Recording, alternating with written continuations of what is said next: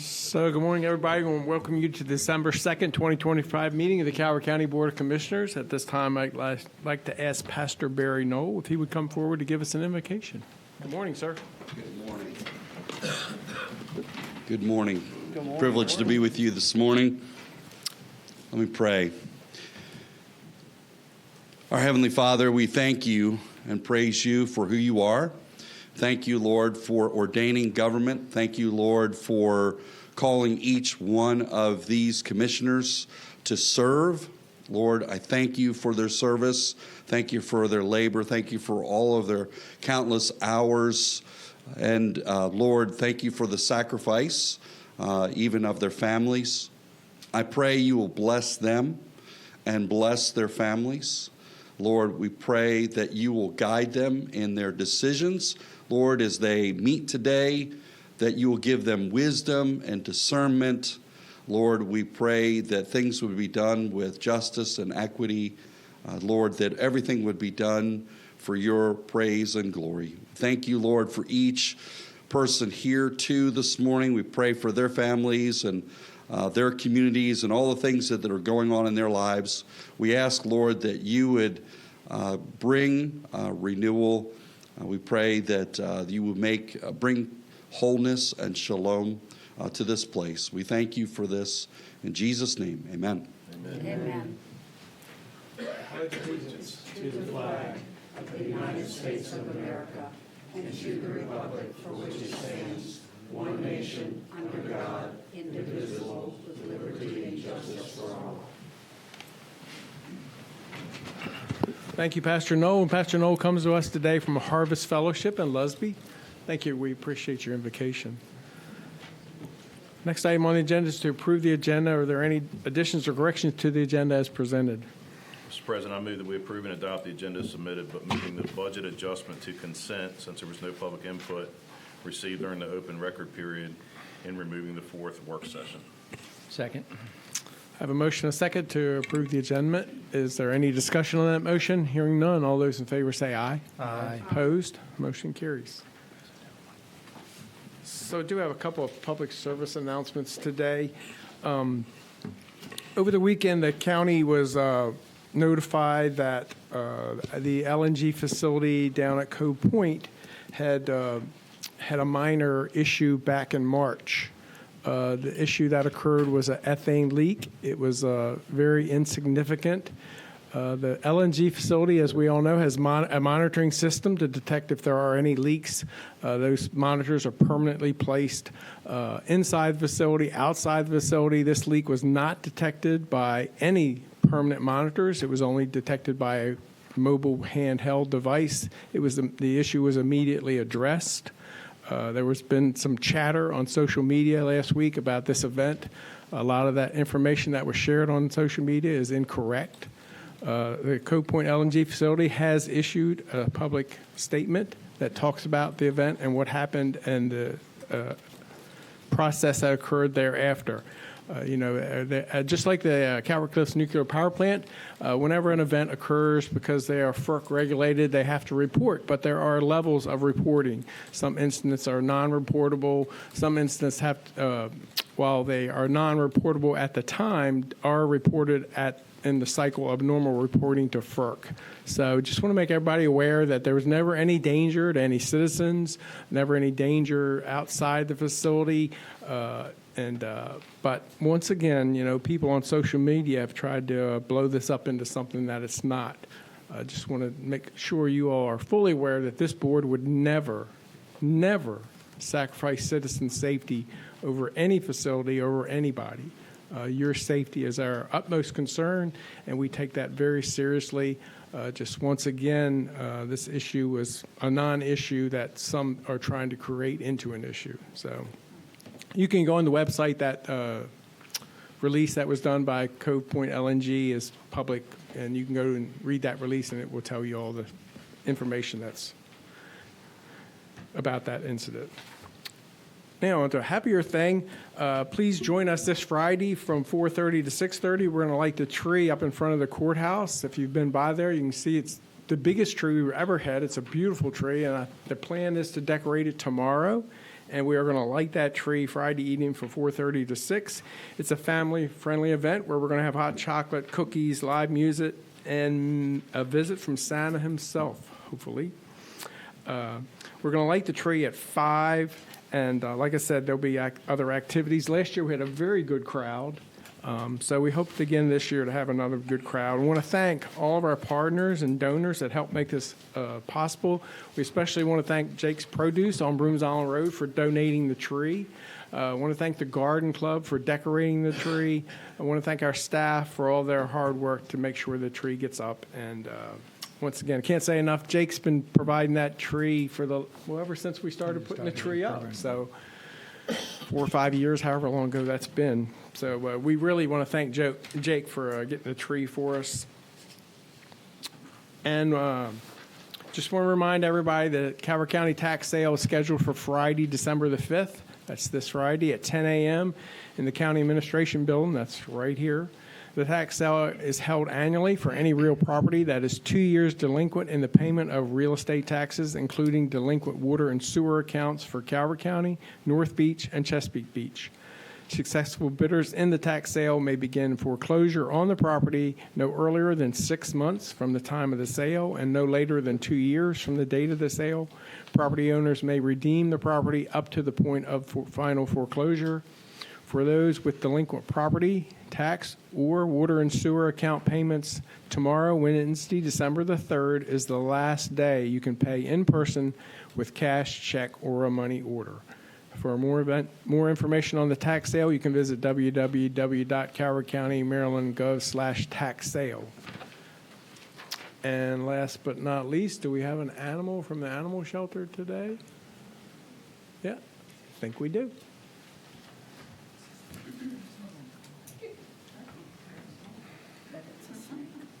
I'll be out Oh, the door. Lord.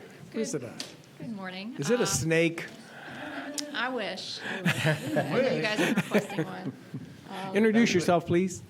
April Coleman, Deputy Director of Animal Services. Thank you.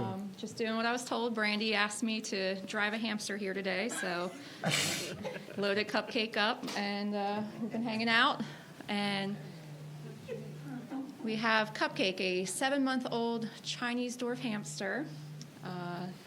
Her and 2 other siblings are at the shelter currently. They've been there for a few weeks, so we figured we would bring in something a little different today. And Hey, did you say is she a baby or is that full grown? that's about as big as she's going to Oh. get. Oh, Yeah. wow. Little Yeah. tiny guy. Yeah. Girl. That's my talking points. It's a hamster. So once again, she'll be free for adoption until we meet again. And you did a free event last We couple have, weeks ago. How did that go? We had one in October. That one went really well. We still have a current one going on for the whole, November's over. So that one actually went well. So that was for our senior pets. We did adopt out quite a few of our senior pets. And we will have another adoption promo happening starting on the 16th of this month. So any pets on the NICE list have free adoptions. And obviously they're all going to make it on the NICE list. You had How's lots your of how's your- kittens, well, right? How's your population right now? Yeah. then? Our population is okay. We do have a lot of dogs right now, and for some reason, we are overflowing with hamsters and guinea pigs. So that's our current problem is hamsters and guinea pigs. Just want to remind everybody that you don't have to go to a pet store and buy a pet. You can go to the animal shelter and get one there. And Yeah, we got a little bit of everything. yeah. All right. Oh, Lord. If you could sponsor the adoption for a different hamster, Yeah, we there you would go. appreciate that. Breaking bottom. Oh, God. Yeah. Well, thank you for bringing him in. All right, well, I'm going to go drive around the county with a hamster. All right. Thank you. Thank you. Hey, and it wasn't on my list of announcements today, but I do want to remind everybody that the county Christmas parade is on December the 13th. And we did learn last week or week before last that Budweiser Clydesdales are coming to be in our parade this year. We learned this morning that the Calvert High School band has signed up, so we're going to have a marching band. The parade just gets better and better every year. And people comment, it's such a great day in Prince Frederick, so I just want to get that notice out ahead of time, December 13th. I don't know what time the parade starts, but nobody's helping me. Contact Parks and Rec if you want to. Yeah, and if you, I don't think it's too late to register. If you No, want it's to be not. in the parade, you can go online through Parks and Rec and register for the parade. It'll have all the details there. But like I said, that we started that, I don't know, 4 or 5 years ago maybe, and it grows and grows every year. And it's just, it's a great day in Prince Frederick. So just put that on your calendar, a little advance notice. Unfortunately, I'm going to be out of town, but still going to be a great event without If me. you've never seen the Clydesdales in person, they're very, very impressive. It's a sight to see. So. Yeah. So, all right. I guess that brings us to proclamations. Our first proclamation today is for Designated Driver Month. Commissioner Ireland. Okay, Candy, you can walk up and start. Good morning. Thank you for allowing us to be here today. I'm Candace D'Agostino. I'm the coordinator of the Calvert Alliance Against Substance Abuse. I do have some of my board members here today to accept the proclamation, and then we'll also do the DUI awards for the law enforcement officers, if Okay. you'd like. Do you want to do them after? Or Can we do the awards first? That way we Absolutely. have everyone However, up yeah. front. Okay, thank you. I do want to acknowledge our board members who are here. Bonnie Dreyer, who's our vice president, Joanne Faber-Tyrell, who serves as secretary, and John Allen. And I also want to acknowledge our partners for Designated Driver Month, Maryland Highway Safety Office, and the Calvert County Sheriff's Office, the Maryland State Police, and the State's Attorney's Office. And as we do each year, we provide awards to the top 10 law enforcement officers with the most DUIs so far this year. We honor 5 from the Sheriff's Office and 5 from the State Police. So if Sheriff Cox and Lieutenant Mearns would like to come forward and help with the presentation of those awards, that would be great. You want to call names? I am. And then the awards are lined up, alphabetical order.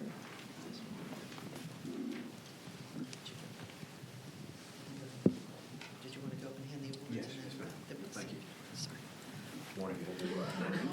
Morning. Okay, we're going to go ahead and start with our officers from the Calvert County Sheriff's Office. Deputy Jay Angel, Deputy First Class Savannah Huey, Deputy Nicholas Morgul, Deputy Nathan Roby, and Sergeant Mark Robshaw.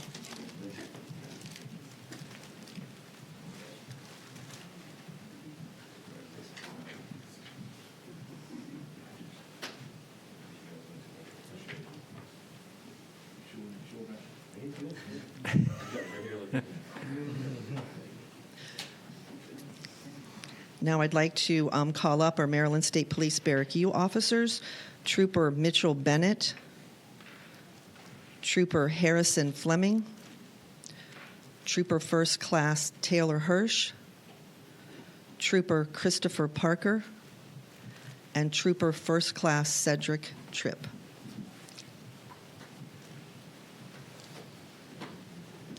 And while these officers are getting their awards, I would not only like to thank them, but I would like to thank their family that stands behind them every night and every day when they are out serving Calvert County.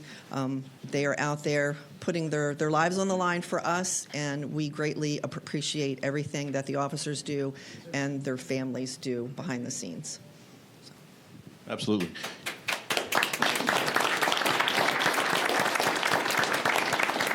Candy, can we have you come up and your board members come up and introduce themselves as well?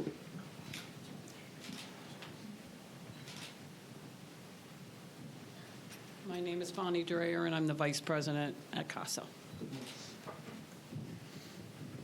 I'm Joanne Faber-Terrell, a board member for CASA. And I'm John Allen, also a board member. Thank you all.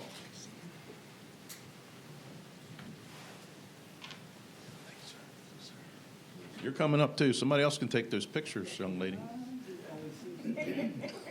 Mr. Harvey, please.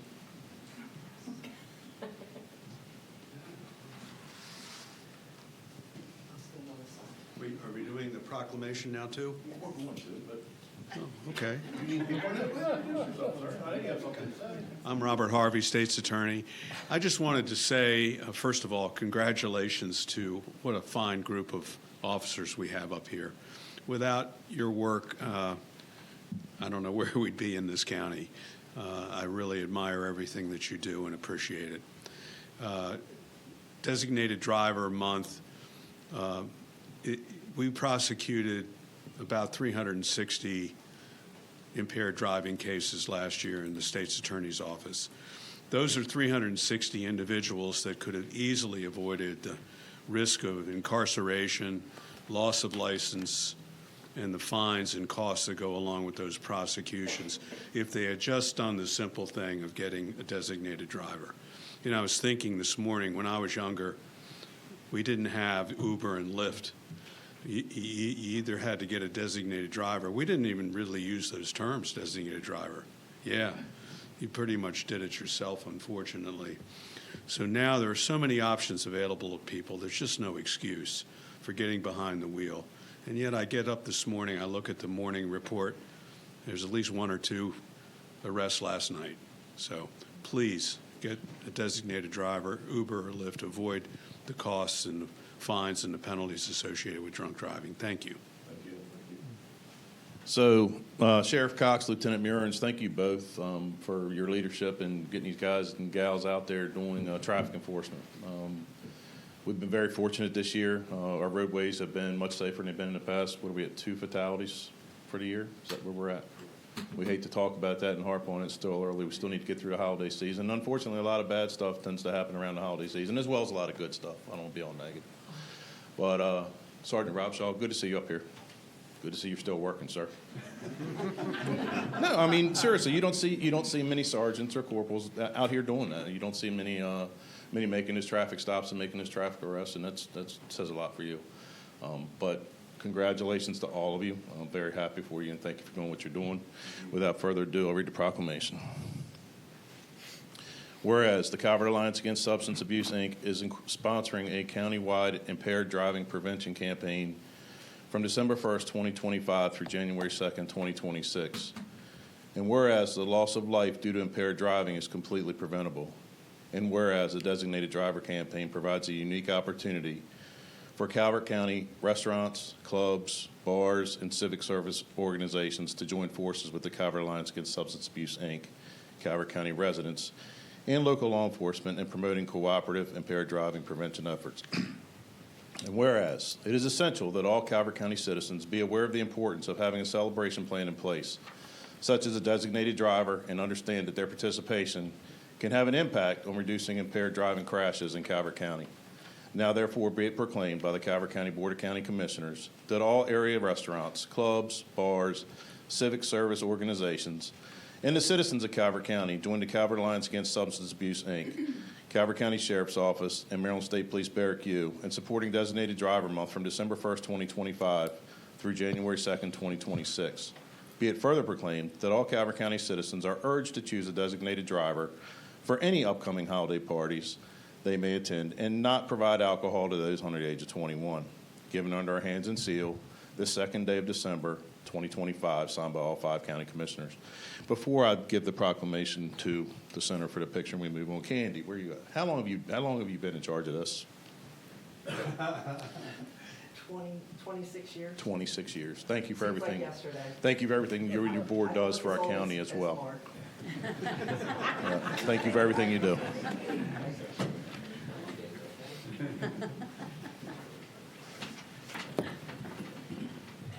I guess this is the center, so y'all fight over who's going to hold it.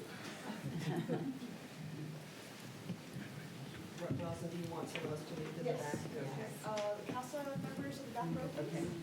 And, Mary Hardy, can you go to the back row? Okay,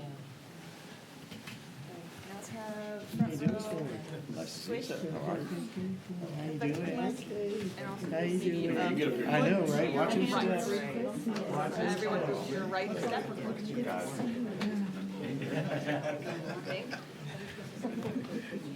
I don't know, we're trying to get used to it too. 6 inches to your right. Squeeze. Perfect. All right.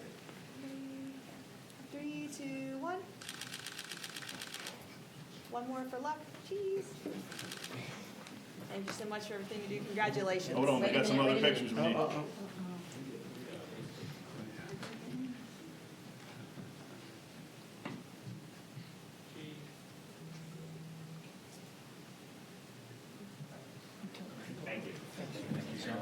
Congratulations. Thank you all for what you do. Y'all stand by for the dramatic shake your hands. Stand by for 1 minute. Happy birthday.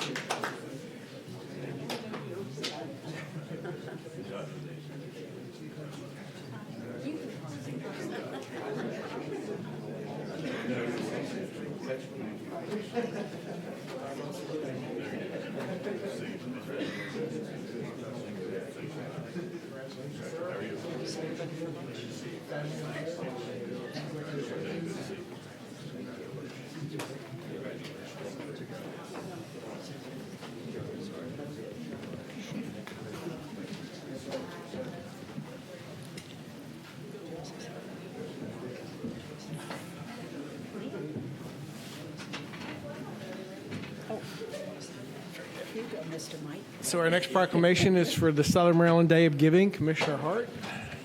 And we should have some. Thank you. Do we have somebody? Hello? Oh, is it? Can you hear me? Do we have somebody here this morning to get us started? Come on down.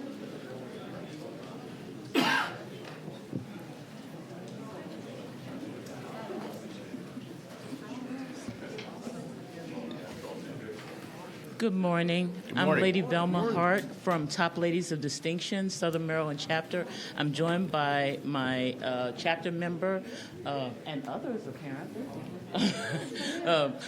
from Top Ladies of Distinction, Robin Johnson. Okay.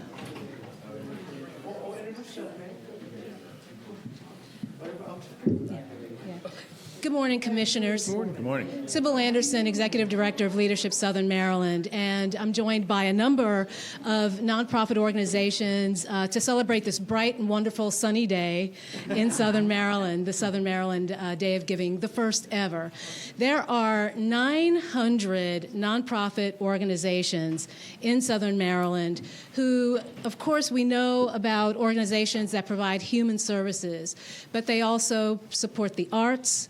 They have foundations to support our hospital and our colleges and universities. They do a wide range of service for our community. They touch all of our lives. And so our hope today is that our residents will give back to these hardworking organizations, 80% of whom operate with budgets less than $10,000 a year. So the need is great, and we thank you again for inviting us to be here today.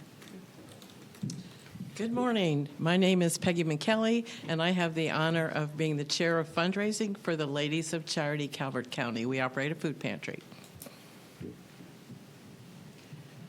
Good morning, everyone. Jane Bachman and Stacy Hanruff from Anne-Marie Sculpture Garden, and I am honored to be a part of this program that directly flips Giving Tuesday into Give Local and support the charities here in our backyard that make a difference every day.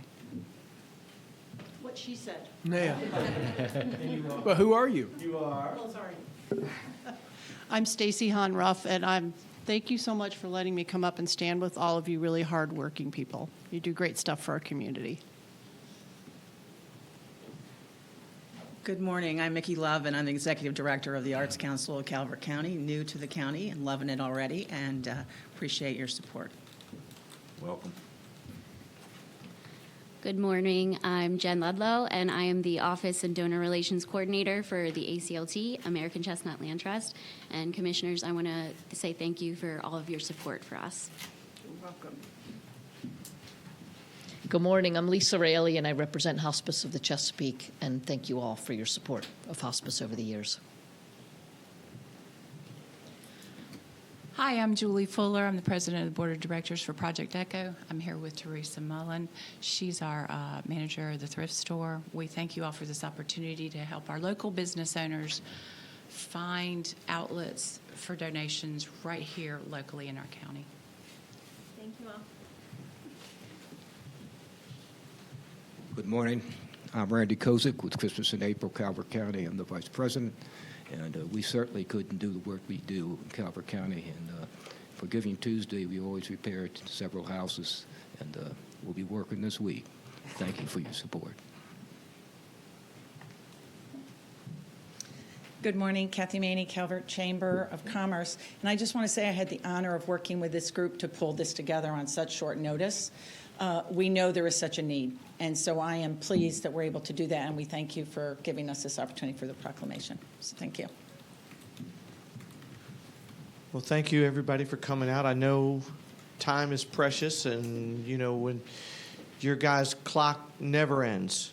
It's 365, 24/7, and you know, what you brought up a point with less than $10,000, people really don't understand that nonprofit is, there is no profit. And, you know, growing up here, people, and I can't speak to other places because I've never been there, but what always made Calvert special is we had to have volunteers.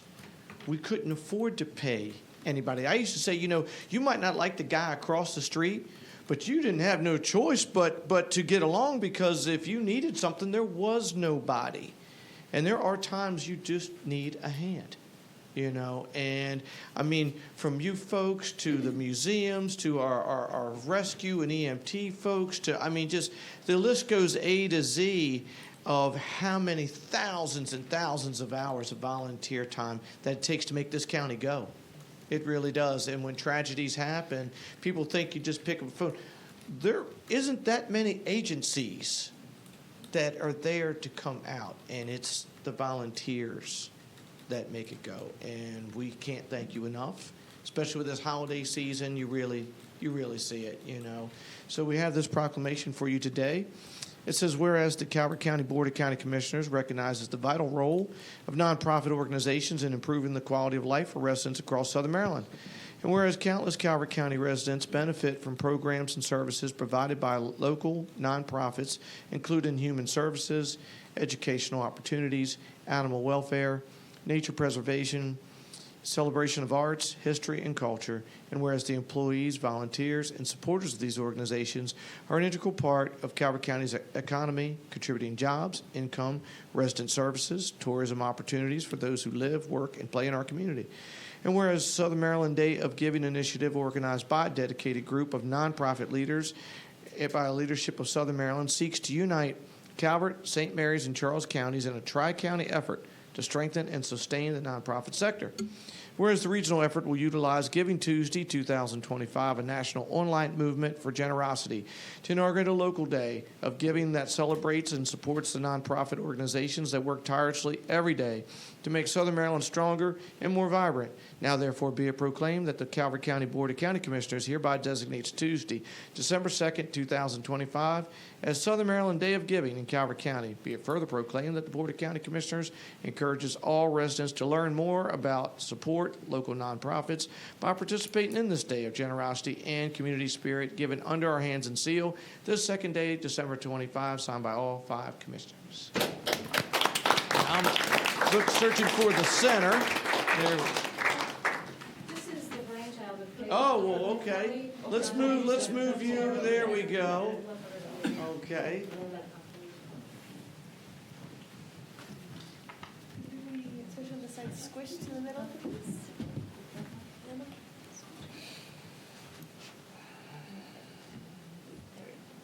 3, 2, 1. Come on. Thank you so much for everything you do. Appreciate it. Wait a minute, a few more. Oh, a few more.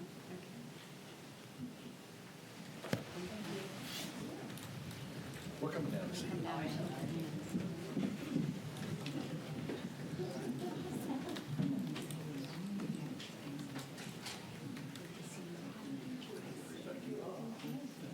Hey, how are you? Good to see you.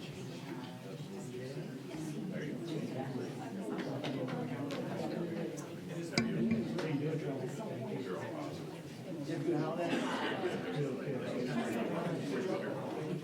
Thank you.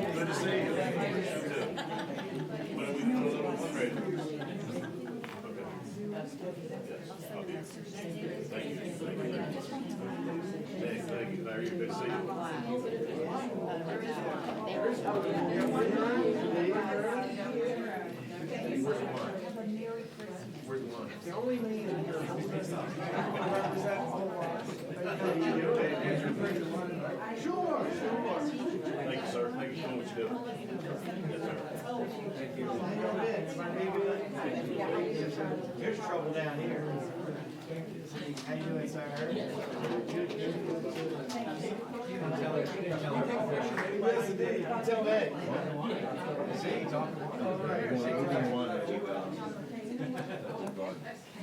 How you doing? Thank you so much.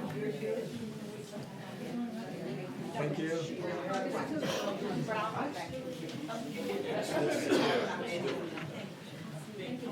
Be in shape. We're here. Get your steps up. Yeah. I got 3 now. Or any. Thank you. All right.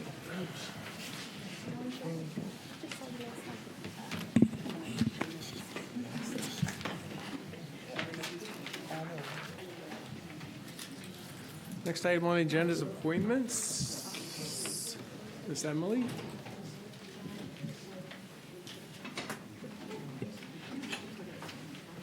Good morning, Commissioners. Good morning. Emily Shreves, Constituent Services Specialist, here with 3 rounds of appointments for this morning. First is for the Commission for Veteran and Military Families. Staff recommends that you appoint Mike Benton as the owner and operator of a local business representative, and following this action, 1 vacancy would remain. Mr. President, I move that we appoint Mike Benton as the owner-operator of a local business representative to the Commission for Veteran and Military Families. Second. Have a motion and a second. Is there any discussion on that motion? Hearing none. All those in favor say aye. Aye. Opposed? Motion carries. Thank you. Second is for the Animal Matters Hearing Board. Staff recommends that you reappoint Aaron Farley as a citizen representative and Dr. Megan Noyes as the veterinarian representative to the Animal Matters Hearing Board. And following this action, no vacancies would remain. I move that we reappoint Aaron Farley as the citizen representative and Dr. Megan Noyes as the veterinarian representative to the Animal Matters Hearing Board. Second. Have a motion and a second. Is there any discussion on that motion? Hearing none. All those in favor say aye. Aye. Opposed? The motion carries. Thank you. And finally, for the Calvert Marine Museum Board of Governors, staff recommends that you appoint Kristen Fuller and Michael Bennett to the Marine Museum Board of Governors, and following this action, no vacancies would remain. Mr. President, I move that we appoint Kristen Fuller and Michael Bennett to the Calvert Marine Museum Board of Governors. Second. I have a motion and a second. Is there any discussion on that motion? Hearing none. All those in favor say aye. Aye. Opposed? The motion carries. Thank you. Thank you, Ms. Emily. Thank you. Thank you, Emily. Thank you. So the next item on the agenda is a public hearing that was duly advertised for 10:30. The first one is Department of Planning and Zoning, Draft Chapter 1, Town Centers, and Chapter 2, Prince Frederick Master Plan Update, Public Hearing Continuance. Director?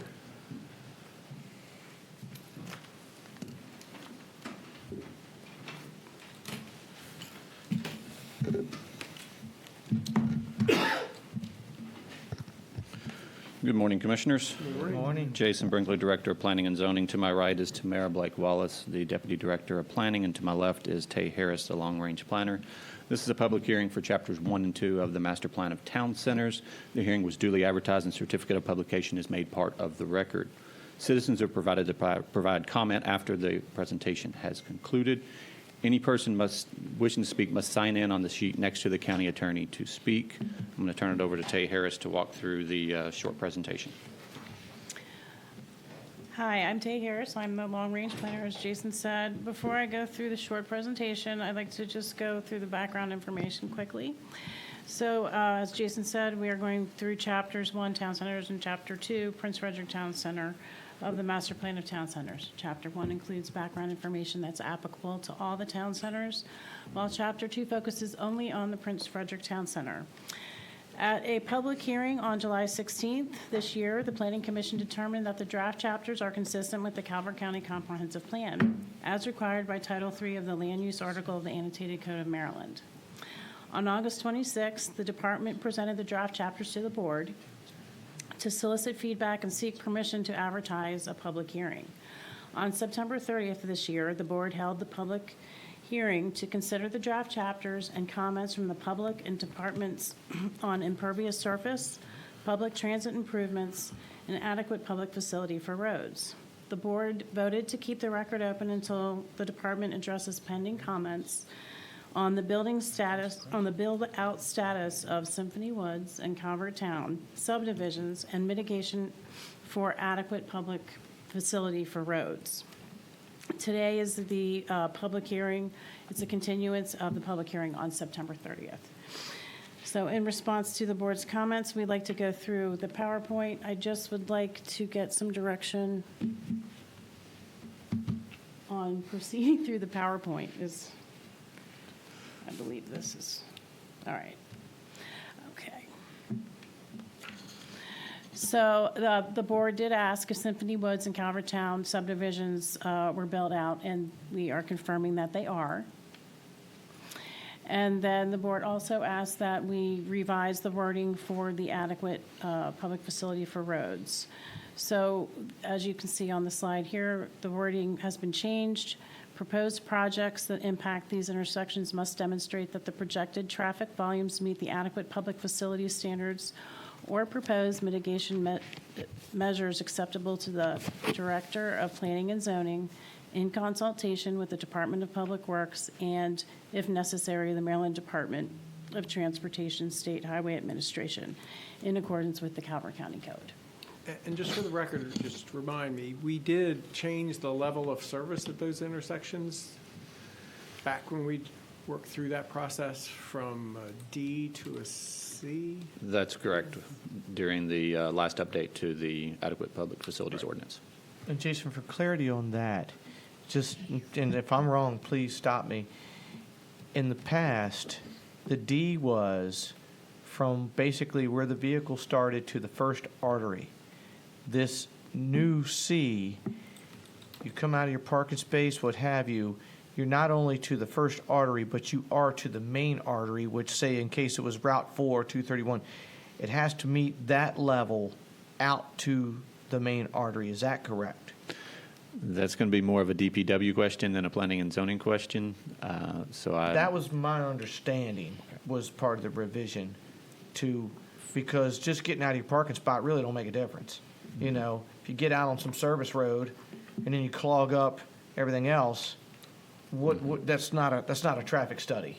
That means you can get out of your parking spot. Correct. The intersections were rated That's in what I all. thought. Yes. Okay. Okay. And while I'm looking, the red area, so is this a proposed expansion in the purple?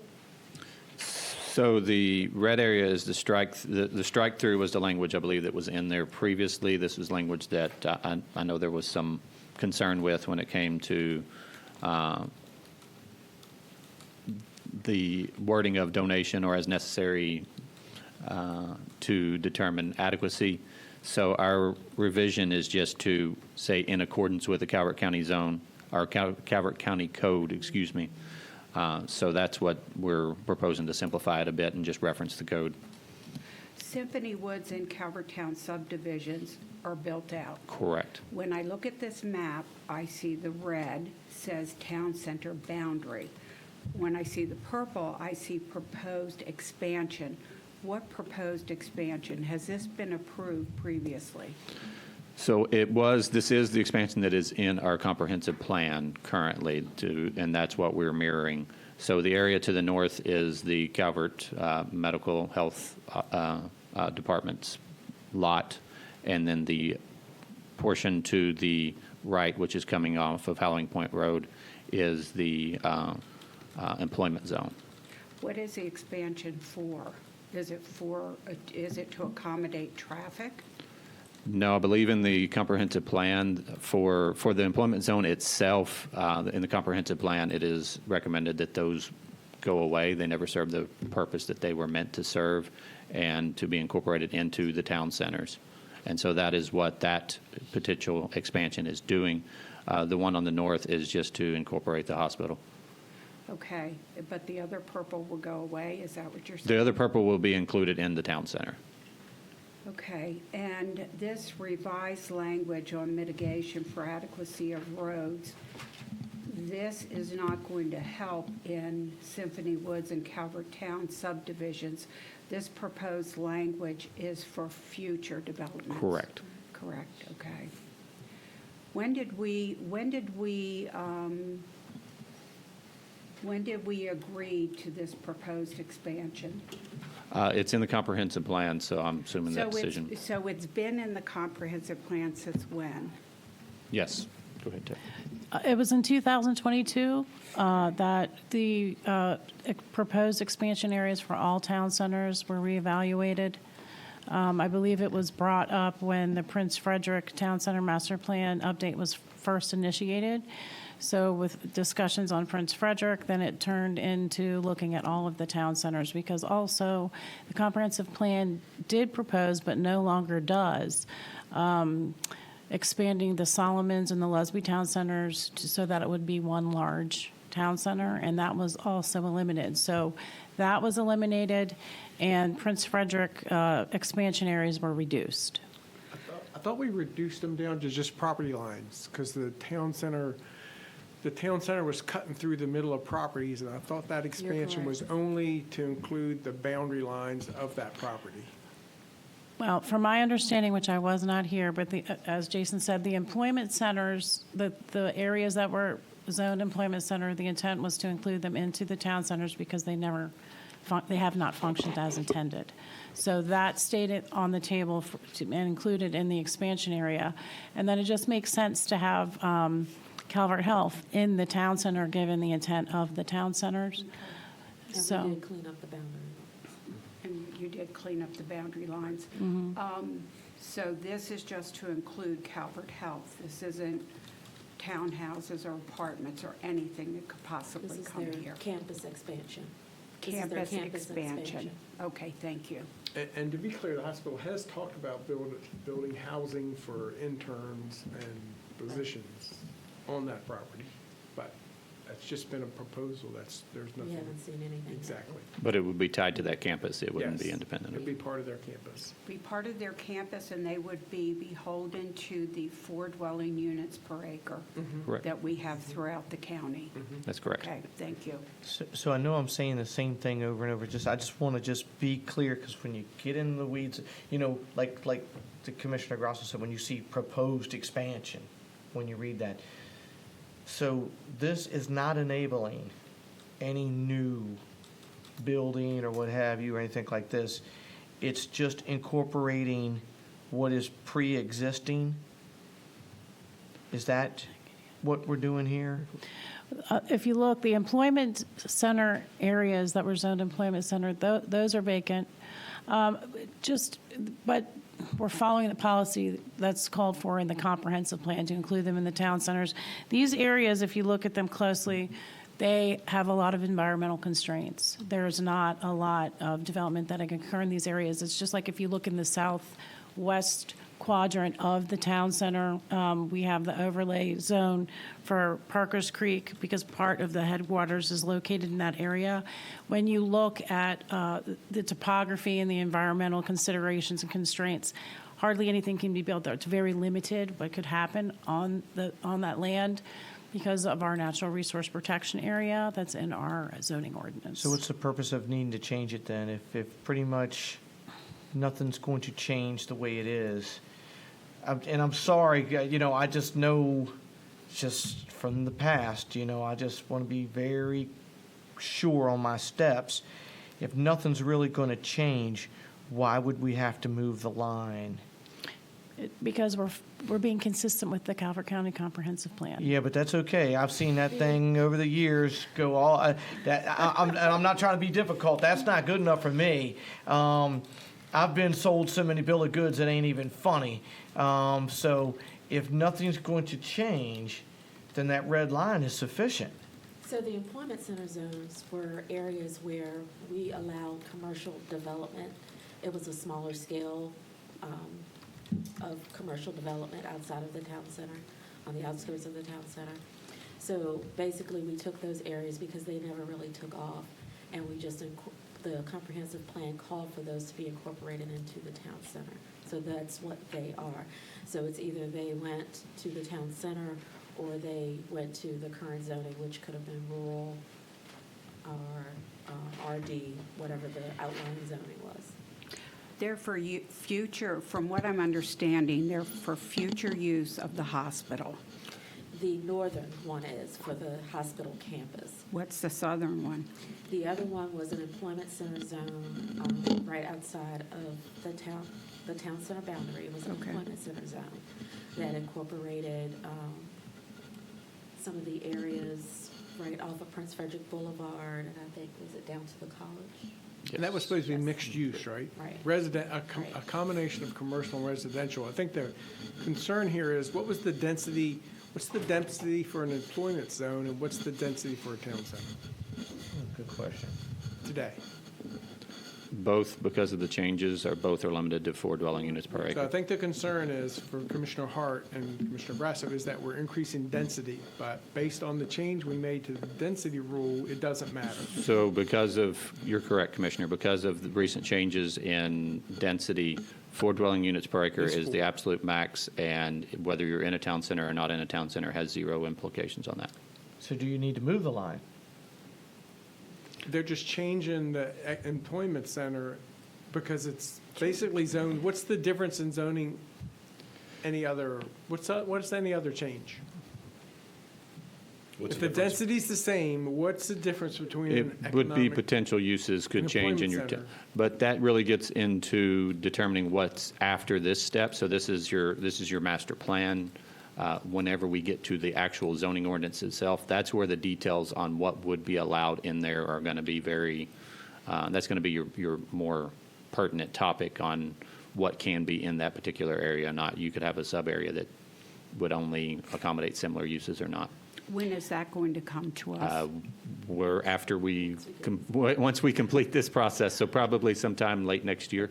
But what you're saying is go ahead and approve it for something that we're not sure of. Let me add. I mean, right? And then what That's you've not what I'm approved it, saying. So I'm now saying- it's consistent with what you just approved. It's sort of like what it sounded like you said. The uses Yeah. will be controlled by the zoning. Yeah. That's what I'm saying. This is a plan, and the ordinance is where the meat and potatoes is. And I guess my question remains, today, don't worry about changes in the future. Today, what's the difference between an employment center and a town center? As far as density concerned? No. Zoning. Anything. Definition. What's the Anything. definition? Anything. It's more commercial. Yeah. It's commercial. Is it more commercial or strictly commercial? It's a mixed use of commercial residential use. It was designed to be mixed use. What we talked about before, where you have commercial lower and an upper Residential or a top. combination. Other than Yes. that, it would probably be limited to. But it never happened. I'm just trying to get to, there's really no benefit to an employment center anymore. No, that's why. they There's no were change in incorporated into the density. town center. I think and I don't want to put words in your mouth, you're just trying to clean up and you're going to get rid of the employment center and just call it town center. Yes. Which it basically is today. Yes. It is designated on this map as proposed traditional suburban. So that would be a maximum of up to 4 units per acre. So we're looking we're planning for residential development there. So It took a long employment time to get centers to were- Employment That's the centers question. were things like daycares. They were smaller scale businesses, not your large Walmarts or anything else. That's kind of what they were designed for, because they were closer to the residential areas. So, more institutional type of uses. So let me ask you this, and always any given Sunday, right? Three votes rule the day. We changed this line out here because I do understand what Commissioner Hance is saying. It made it more clear where we already have this employment piece, and basically it's just a play on words almost here. But with this line here, say another board comes in and says, well, because that's now town center, we're going to change density to 12. They would have to change the density in all the town centers. You'd have to change the density, you'd have to change the comprehensive plan. Yeah. And Which can happen. 3 votes can change anything, but it would impact the entire town center, not just this little piece. the opposite is also true, Commissioner. You could come in and say all of a sudden, employment zones are now allowed a higher density with the same 3 votes. Okay. How big is this area in reality? How many square feet? acres. Yeah. Acres. It's a few larger parcels, and like Tay said, a lot of it's encumbered by certain Wetlands. environmental features that make it Because it's difficult Calvert to. County.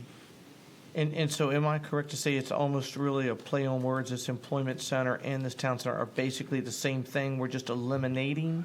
You're eliminating additional confusion and simplifying the I regulations. think that's what I was trying to get. That's to. what you I said, think that's they're what, trying to do. that makes sense to me. But to your point, 3 votes can do pretty much anything, regardless of whether you call it Right, but employment I don't zone, want a to be the potato, or. catalyst for, hey, back in 2025, Commissioner Hart sat there and opened up the floodgates, because that's what happens.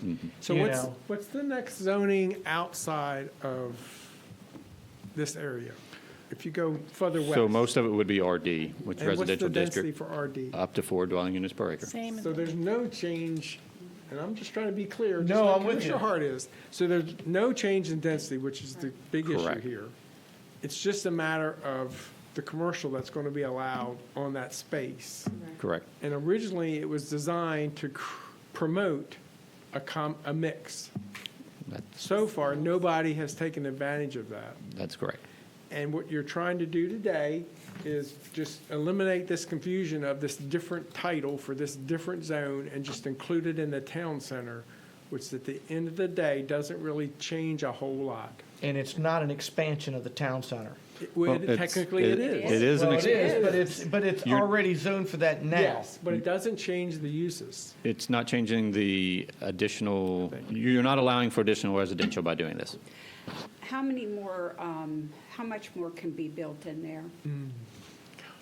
On those parcels, you could have. The expansion. They're largely vacant parcels, but within geographic restrictions, you could still develop How on. many buildable acres do you feel are in there? Without, it would be a difficult determination to make Same just as on. it is today.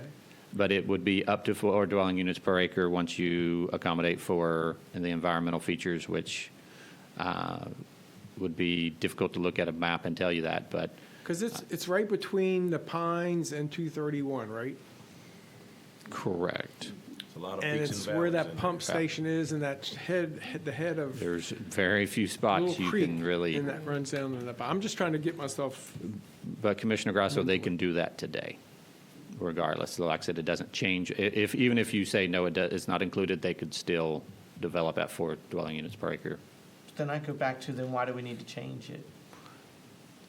Do you want more layers of regulation or less? When it comes to stopping all that, I want as much regulation as humanly Understood. possible, because I still only have one road. I don't Understood? think it changes anything. But I don't, it's just additional, The only thing that would really change in that area is what uses you would want to see. The current employment center was for like office parks, light manufacturing, educational facilities, research and development companies, and some commercial enterprises. So that's kind of what they were built for, which we're not getting. So you could control it to a point where you would have smaller scale commercial instead of large, So what would this allow then with this change? What type of commercial? whatever uses we want to see there. We could keep Which it at a is- smaller scale or just do a regular town center. which, not to be circular, goes back to my discussion earlier about when you get to the ordinances, updating the ordinance itself, that's where the meat and potatoes will be on determining what uses can be there. In a town center. Correct.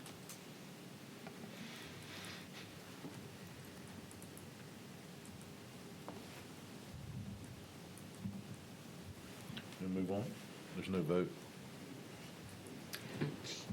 Could you, are you just looking for direction?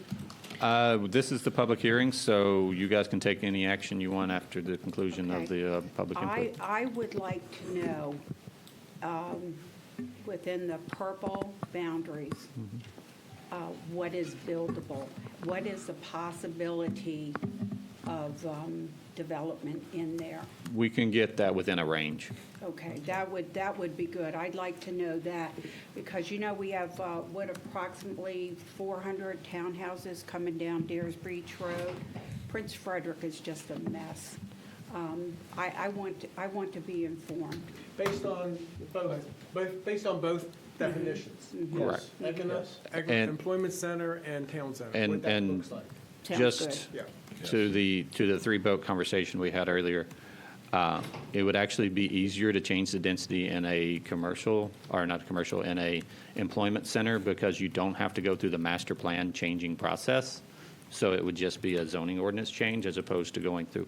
So there might be additional benefits to including it in there, so that you have to go through more layers in order to potentially change that density in the future. It's still the same 3 votes, it's just more steps. Gotcha. But we can I get that don't mind the information. language at all, but this map gives me pause. We can get you that more information, and my suggestion would be setting a date to leave the record open so that we, at the conclusion of this. Today's not the end, so. That's correct. Thank you. And I don't know if we have any public comments that have signed up. Are you done the presentation? On We're this done one? with the presentation unless y'all had additional questions. Is there any questions? So, Jason, just to be clear, what you're getting for Commissioner Grasso, would that change or would not change when we come back to the ordinance?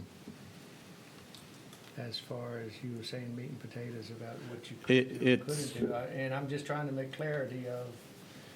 Well, I think what she's asked for is just information on what that looks like to inform the decision on whether you keep it or you eliminate it. So my understanding is she's wanting to see what the potential density is if you develop there today, which really would be the same 4. So it's not but it is information we can get. There are differences in uses between the town center and employment center. So Correct. I think it's the full picture. It's not just the residential density. We can do some analysis on that area and come back. As And best you can, because we know there are it's variables that. So when There's you always- come back, bring definitions and uses, and I think that'll pretty much correct. cover where We we're can zero in on that particular issue. Yeah. But we don't like hearing that, well, you can change it later. Yeah. Right. Because, you know, once you do this, it kind of sets that part in motion. So we'd rather Understood. be clear based on today than worry about what might change in the future. That's I correct. think it's better guidance for you. And we have no speakers that have signed up to speak today. I don't know if we have anybody online or that ability, but that's what we have. So is there a motion? We currently have one speaker online. Oh, sorry. Speaker with phone ending in 4262. If you would like to speak regarding this public hearing, please unmute your mic by pressing star 5.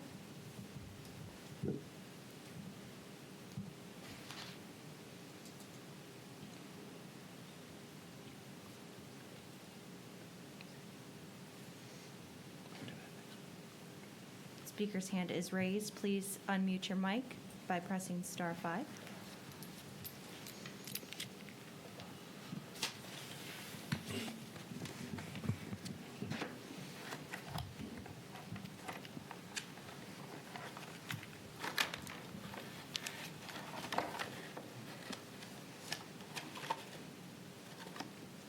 Did you want to speak with us, sir?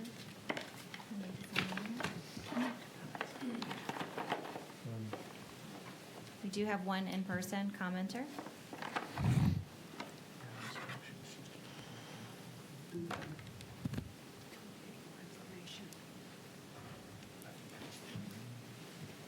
Yeah, I could.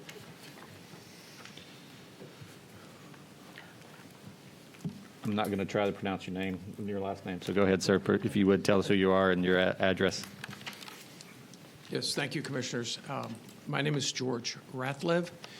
I live at 1909 White Heron Road, Annapolis, Maryland. I'm here on behalf of one of the property owners in that southwest corner expansion area mentioned in the discussion here this morning, and I feel that while I understand the Commissioner's concerns, just wanted to put my client, I'm not an attorney, I'm a real estate consultant for the Curtis Group, which owns approximately 10 acres at the southwest intersection of Route 231 and Prince Frederick Boulevard, one of the areas subject to the conversation here this morning. And as noted, the property is currently zoned employment center. The client has owned the property for quite some time. The zoning, as inferred, is not the most usable form of zoning given its location. The primary purpose, while I believe well-intentioned, for research, light industrial, institutional uses, for example, a conference center or things of that nature, just are not practical or economically feasible in that location, perhaps town center in its entirety. If the employment center zoning goes away, which is what my understanding of the plan process will involve, we would be essentially downzoned if we're not included in the town center expansion area, which I would like to say has been on the books for quite some time. I've followed the process and in the hopes of the employment center zoning being modified as part of the town center update on behalf of our client. But I would ask that you consider that if the employment center zoning does go away, what we would be left with if we're not in the town center expansion area, which does provide a flexibility of uses and design in a site plan, we would essentially be downzoned. And I would ask that you consider that in your deliberations. Thank you. Thank you. Thank you. Commissioners, I do apologize. So caller 4262, I was misunderstood. You need to press *6 to unmute your mic. Thank you, sir. Thank you. So just while we're waiting for that, so the speaker, Sis? Hello? Speaker is online. Yes, this is Bob Estes. I just wanted to tell you that I have no comments. I didn't know that I was supposed to hit *6. So. Thank you, Bob. so just for clarification, the speaker talked about taking away the zoning. Is it your intention, if it's not included in the town center, to take away that zoning or just leave it as it is? It's in the comprehensive plan for that zoning to go away, so Okay. that is in the comprehensive plan. Okay. I didn't understand. I just want to be clear. So, thank you. That is on So- speakers. So I do got a comment with that, Jay. So in your report, could you give us what you will be taking away for that? Yeah, we'll make sure that areas in purple? gets included in that analysis. Yeah. Yeah, just add- for add that to clarity, the yes. information, just so we have all the pieces. Understood. Thank you. We don't have any other speakers? Need a motion? Yes. All right, so since there are proposed text changes and information about Calvert Town and Symphony Woods being fully built out, and additional information has been requested, pretty much along the lines of definitions that we discussed, I move that we leave the record open for another 30 days to accept additional public comments. Second. I have a motion and a second that we leave the record open for 30 days. Is there any discussion on that motion? Hearing none, all those in favor say aye. Aye. Opposed, motion carries. Thank you, Commissioners. Thank you. Thank you.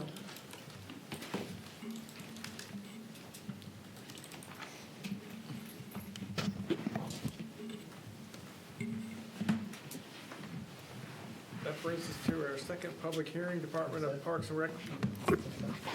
Consent. Go to consent. Oh, that's right, I'm sorry. Next item on the agenda is consent. We have a couple items under consent today. First item is Department of Public Works FY '26 Local Government Energy Modernization Grant Application A1009 Competitive Formula Block Grant. Item 2, Office of the County Administrator, State of Maryland Capital Projects Grant Agreement. Item 3, Department of Parks and Recreation Budget Amendment for Kings Landing Pool Septic Replacement. Item 4, Department of Public Safety Ratification Request for Emergency Medical Billing Vendor Portal Access Request. Item 5, Department of Public Safety Grant Award for Maryland Department of Agriculture for fiscal year 2026 Spay Neuter Program. Is there any objections Item to this? 6, item 6. I didn't get that copy. Oh, I'm sorry. I didn't have that either. I have 4. Item 6, Oh, I'm Department sorry. of No, Parks I and have 5. Recreation Hall Aquatic Center HVAC and roof replacement budget adjustment and project approval. Are there any objections to those items listed under consent today? None. I have none. Have none. I move that we adopt and approve the consent agenda items. Second. I have a motion and a second to approve. Any discussion on that motion? Hearing none. All those in favor say aye. Aye. Opposed? Motion passes. Next item on the agenda is a work session. Item 1, Department of Planning and Zoning, public input meetings on survey results for town centers. Director?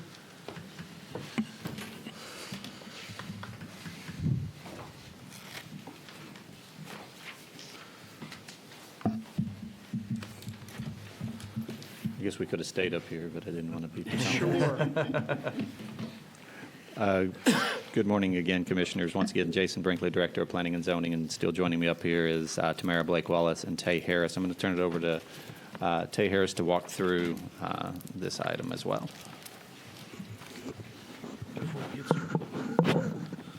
Before you start, I believe the Ethics Commission has advised that 3 county commissioners sitting or would be disqualified except for the fact that you would lose a quorum and nobody would be able to vote. That be the next item?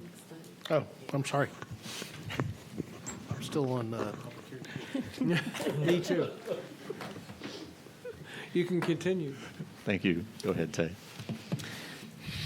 Okay. Hi, I'm Tay Harris. I'm a long-range planner with the Department of Planning and Zoning, and today I'm here to talk to you about the public input meetings on the survey results for the Huntingtown, Owings, and St. Leonard Town Center Master Plan updates. So between July 23rd and August 25th of 2025, the department conducted an online survey for the Huntingtown, Owings, and St. Leonard Town Centers. The purpose of the survey was to gather feedback on the vision for each town center in preparation for their master plan updates. The department presented the survey results and sought feedback on next steps from the board on September 9th of this year and from the Planning Commission on September 17th. The department was directed to hold public input meetings in October. On November 19th, the department briefed the Planning Commission on the public input meetings and next steps, and that's what we're here to do with you today. So the survey asked participants to answer 10 questions. The first 3 questions involve demographics of the participants. The first 2 questions involve their residency status. Did they live in the zip code where the town center lies? Or if they didn't, they needed to provide their zip code. They were also asked their age. The next 6 questions were asked the participants to identify certain characteristics of each town center. This included main draws, biggest challenge, biggest change, what they love most about the town center, the top 3 topics to be addressed in the town center master plan updates, and 1 element to be retained or enhanced. The last question asked the participants to identify if they'd rather the town center remain a town center or be rezoned a rural commercial district. So I'll give you a recap. The results for all 3 surveys revealed a consistent and unified message. Participants strongly valued rural character and the small town character of the town centers, as well as a sense of place, convenient access to local shops, dining and essential services, and support for local businesses. Participants also desired enhanced walkability, small-scale amenities, and local shops and businesses without compromising the small town scale and aesthetics they value. Improvements in appearance, safety, and vibrancy of existing commercial areas was also highly valued, with a preference of revitalizing current businesses rather than introducing new large ones. Participants also desire carefully managed growth at current scales, protecting green space, natural resources, landscapes, and agricultural areas, as well as maintaining the community identity. While participants had strong values and desires, they also expressed concerns about the ongoing challenges related to the intensity of traffic and congestion in recent years, limited pedestrian connectivity, vacant buildings in need of revitalization, and the potential for overdevelopment that would overtake the character of the area. On October 14th of this year, the department held the Huntingtown Public Input Meeting at the Huntingtown Fire Department in the town center. There were 25 people who attended the meeting. It was streamed live and is currently available on the county's YouTube site. The video has been viewed 175 times. The graphic on this slide shows comments per issue. The issues receiving the most comments are listed first. The issues of town center land use, commercial uses, and rural commercial district were all interrelated. The overall concern from the attendees is that existing businesses would be eliminated or restricted under the rural commercial district, losing services or being unable to attract desired businesses. There were also questions about grandfathering and which uses would remain permitted, as well as uncertainty about designations such as major town center, minor town center, and rural commercial district, and their flexibility or restrictiveness. Attendees expressed concerns about impacts on open space and where development could physically occur. And it was unclear to some people at the meeting whether the area could support additional growth due to infrastructure, utility, EMS, and policing constraints. Some attendees had confusion about the town center boundary and where permitted residential areas and permitted commercial areas lie. There was also comments about outreach pertaining to the mailing of the postcards, as some of the property owners did not receive postcards. We explained to the people at the meeting that the department used the U.S. Post Office's service, Every Door Direct mail service, which distributed postcards along the postal routes in Huntingtown. There were approximately 7,500 postcards delivered. The department explained also that if they were to conduct future mailings, that they would look into using the county's method for mailing out tax bills. We also encouraged people at the meeting and others to visit our Town Center Master Plan Update webpage and download the Calvert County mobile app, as well as sign up for the Department of Planning's quarterly newsletter for updates. We also will conduct outreach to people who provided their emails at these public input meetings for future meetings. Tay, can I ask you something about Huntingtown? What's the difference between a major and a minor town center? I don't understand why Huntingtown is a major town center. It seems ridiculous. Okay, so this goes back to the 2022 discussion with expansion areas and designating town centers during the comp plan update. And the end result was that there was elimination of the distinction between major and minor town centers. If they were to be a minor town center, would their town center be tightened up a little bit more without, would it eliminate some development in there? Well, What's the difference? Well, I believe the general difference, because you can't really divide it between water and sewer provisions, but I think it was more it's the scale of development. So local, drawing in local people versus countywide or regionally. So technically, when I looked back at previous comprehensive plans, like Dunkirk was considered a minor because it also did not have a mix of housing and commercial. So it's hard to categorize major versus minor other than just really scale of development.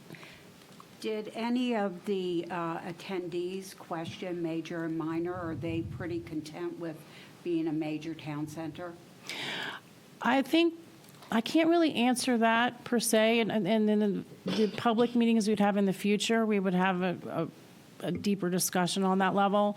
But what I can say is that nobody wanted growth at the scale that Prince Frederick has growth. So it's the scale, it's the character that they currently have that they want to keep. Sure. But you're not using the term major anymore, right? Correct. Everything's They're all just town center. centers. They're all just town Yeah, so centers they're- now? We got Okay. rid of that in the last board, the major and minor, because some of us argue that there is a difference in the town centers. Others argue that, no, they're all just town centers. But to your point, we thought that it was important that these smaller towns not become Prince Frederick. But that board at that time, 3 votes, said, no, they're all town centers, they should all be treated the same. So although the survey was sent out to differentiate between town center, land use, and rural commercial district, the discussion came up somewhere along the lines, maybe we should go back and look at major and minors. Correct. Rather than this delineation for them, correct? That's correct. But see, guys, there was some of the confusion too, because, I was with Commissioner Hanson that Solomons is a major and Lusby is a minor. And it makes zero sense. So what was explained to me at the time was it was a water sewer issue. But I said, this is really misleading because somebody's going to think, hey, I'm in Lusby, it's a minor town center, nothing's going to happen, but yet there's more building in Lusby, considerable more, than there is in Solomons. So to me, it's very confusing and very misleading because I'm thinking, okay, I'm in Solomons, I'm in a major town center, there's nothing else to build.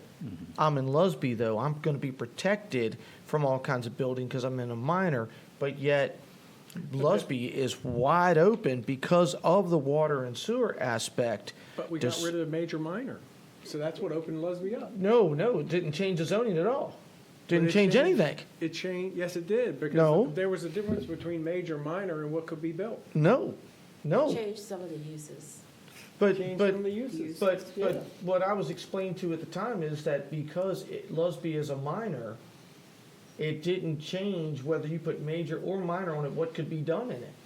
But it did. But what changed? It was the Because it already scale had of what Patuxent could be Business done there. Park. It was the scale of what could be done. But what is that? Because I'm all about that, but what is that? And nobody could explain to me what at the time, what would be changed. In fact, I was told that because of the water and sewer, it made it more vulnerable to. But there are limits on what you can do in a minor. Back when we had minor and major, now There remember, was we don't have that anymore. Sizes of commercial Back- buildings. yes. that was See, in there. nobody, size. but I don't remember anybody. That's what I'm But see, talking Yes, they about. did, Mike. I don't remember, I hate to disagree with you, but yes, they did, because that's what Steve and I argued about. 'Cause That that's what- major and minor are different. And I know that there was another side that argued with you that, oh, there is no difference. They're all just town Right, centers. and that's what they Why kept telling me have- is that there's no difference, and there I'm was a like, difference. There and is that's a what I'm saying, difference. because There I'm absolutely- with you on the revisiting of that, if that is the case, because that was my argument. I'm like, well, if Solomons is a major and Lusby is a minor, this makes zero sense. The reason why I'm questioning this is because it seems to me, and I go into Huntingtown quite frequently, it seems to me that there should be some protections for a minor town center, which it truly is. And I have a really big problem with what's going on in Prince Frederick. And they tell me Dunkirk is about built out, so I'm kind of breathing a sigh of relief unless some sleazebag comes in and gets on this board and starts jerking things around, which, politically that can happen because our people don't want this. So I want our town centers, the smaller ones, protected. Owings, I don't even know why it's a town center. I think the designation should be taken away. But when we get to Owings and you tell me what my people in D3 said, I'd like to know if their designation was taken away, would it open them up for vulnerabilities? Because I don't want to make them vulnerable. But have you been through Owings? Oh, my gosh. Okay, sorry. But, well, see, my question though, back to that is, there was 3 at the time that was major. It was like Solomons, Prince Frederick, and I don't think Dunkirk. I think it was just Solomons and Prince Frederick. I thought there was 3. John, do you remember? It was only Solomons and Prince Frederick. So, and what And made all no the others sense are is minor. Solomons is one of the smallest out there. So I'm like, this makes no sense to me because Dunkirk had more building in it, Lusby had more building, Prince Frederick, or you know what I'm saying? So I'm like, how is Solomons a major town center? Oh, because of the scale of what's going on down there. But it's only, I mean, Solomon's is like, what, 2 miles long? It's not the size, it's what can happen in that. It's the uses area. that can. Right, but there was nothing left to do there. But they so- could rebuild, Mike, that's the thing. Just because it's this today, doesn't mean somebody's not gonna come in and bulldoze it and rebuild it to something else. But see, and that's where the You gotta confusion look was. beyond that. Well, but that's where the confusion was coming into me, and they're like, well, it was a water sewer thing. But Lusby has water and sewer, as does Solomon's and Dow Road. So I could not get a clear distinction, and Well, and because I believe it was the 2010 comprehensive plan, but I could be wrong. It allows for water and sewer in any of the town centers, but it's based on public input on where they want it or not. So St. Leonard also is served by water. right, just not Right. sewer, right. No sewer. So that's what I'm saying. It's really, you have to look at, it's the scale of development is really the limiting factor, because you can't categorize by infrastructure at this point. And today, all we have is town center, RC&D. I mean. Correct. Yes. Yeah. So I'm definitely up for that discussion, but I mean, But that process, what's that process? So we actually close out this presentation with what that process would look like. So if you want to, we can talk about that right now, or we can walk through the survey. Let's finish, You because go ahead slide and go 8 talks through. about everything we're We talking do- about. Exactly. So sorry to cut you off, but Okay, so, just one moment. Let me catch up. All right, and then lastly, for Huntingtown, there were concerns about water and sewer, that any new development would require this infrastructure, and it would result in overdevelopment of the area. So the Owings Public Input Meeting was held on October 20th of this year at Grace Brethren Church, and that is located outside of the town center but adjacent to it. There were 41 people who attended the meeting. It was also streamed live and is currently available for viewing on the county's YouTube site. It has been viewed 125 times. The graphic on this slide also shows comments per issue. Issues with the most comments are listed first. So existing infrastructure and roadway comments centered really around MD 260. Specifically, high speeds on 260, unsafe left turns onto 260 from Old Solomon's Road, shoulder driving, frequent accidents, backups along Thomas Avenue, dangerous conditions at the bus stop. This bus stop is located outside of the town center on Route 2. Inadequate traffic control devices, worries about the proposed roundabout impacts, and concerns that current problems must be solved before growth occurs. Regarding the growth and expansion issue, there was uncertainty about where growth would occur, desire to utilize existing buildings before expanding the boundary, questions about the feasibility of creating a town along a high-speed highway, and reluctance towards high-density housing. Regarding communication among departments and public outreach, there was confusion about the roles of DPW, environmental health, economic development, and planning and zoning. Comments on long permitting timelines, unclear oversight of industrial noise coming from Thomas Avenue, questions about how agencies coordinate land use enforcement and environmental protection. There was also concern about the mailing process for the postcards here, and we informed the attendees of the same things we did in Huntingtown. There were 3,500 postcards mailed out to the Owings zip code. In addition, let me go down here, pardon me. There were concerns about Hall Creek pollution, such as oil and sedimentation, wetlands dominating the area, reoccurring flooding on key roads and at the bus stop, and stormwater runoff causing deep roadside ditches. Comments about well and septic. It was recognized that the area is not suited for well and septic due to environmental constraints, and questions if growth is suitable for the area. Then there were questions about the town center boundaries, land use, and businesses. There were questions about which businesses would be non-conforming if the town center was rezoned to rural commercial, and a request for an inventory of current businesses. was also confusion about existing versus proposed boundaries and concern about overdevelopment of the proposed expansion area and changing the character of Owings. There were also comments about school capacity if homes were built and concerns for impacts from the beaches, Prince Frederick, and the broader growth patterns in the county. And they did question if no change is an option, whether the vision could be revised for small-scale fixes, including aesthetic and landscaping improvements. How large is the Owings Town Center, miles-wise, acre-wise, whatever? Acres. I can look it up, but it'll take me a moment. It's the smallest of the town centers. It It's just a makes a V small- right yes. around. I know. And as far as 2 and 260 goes, that's always been very problematic. There's nothing we as, in my opinion, as a county government can do about that except put police officers there, because I tell you, I sit there to make a left onto 260 from 2, and dump trucks and tractor trailers run that light, so you have to be cognizant of it. You can't get it, government can't get in people's heads and make them do what they need to do. It just is not feasible. If Owings was no longer a town center, would they be open to vulnerabilities?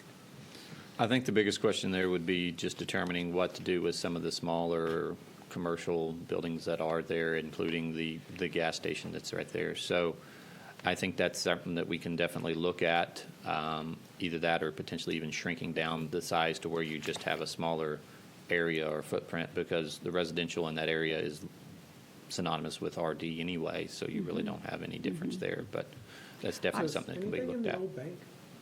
There's nothing in the old bank. And then there's, the medical center on the corner, that's there.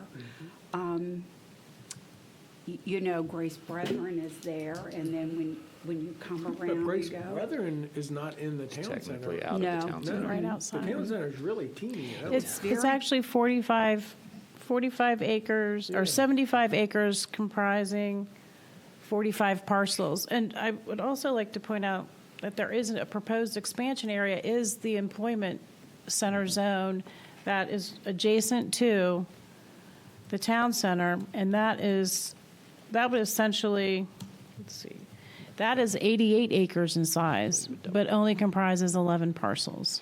The major part of the town center is on the south side of 260, right? Behind the bank and. Correct. the old- Right, the expansion area is on the Yeah. north or west side, or east side, north or east side.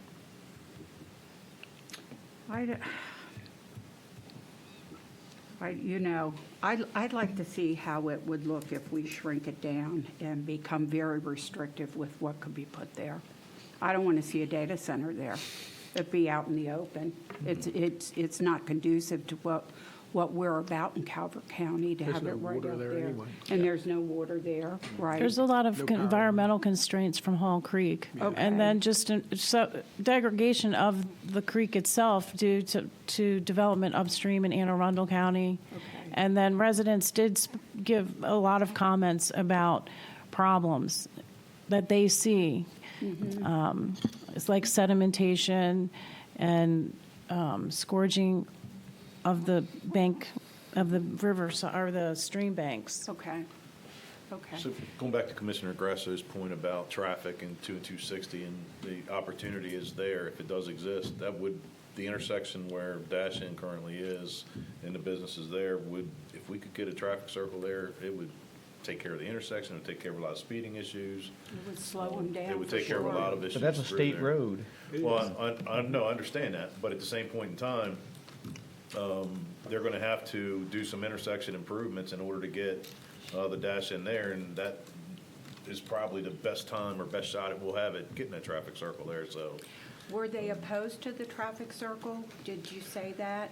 I know that we've had discussions with them because they're going through the development review process now. Right. I'm not aware if they have any objections to it. I think the biggest issue is just going to be how much size and how much right-of-way is needed to put in a traffic circle in Sure. general, and Well, can you fit it in that spot? I agree with Commissioner Ireland, I think it would be ideal. And then in the summer, you know, once we start having First Fridays and the beaches and all, that would be a God-saving move to make to slow people down, and maybe even slow down before you get to that big intersection, which is just crazy.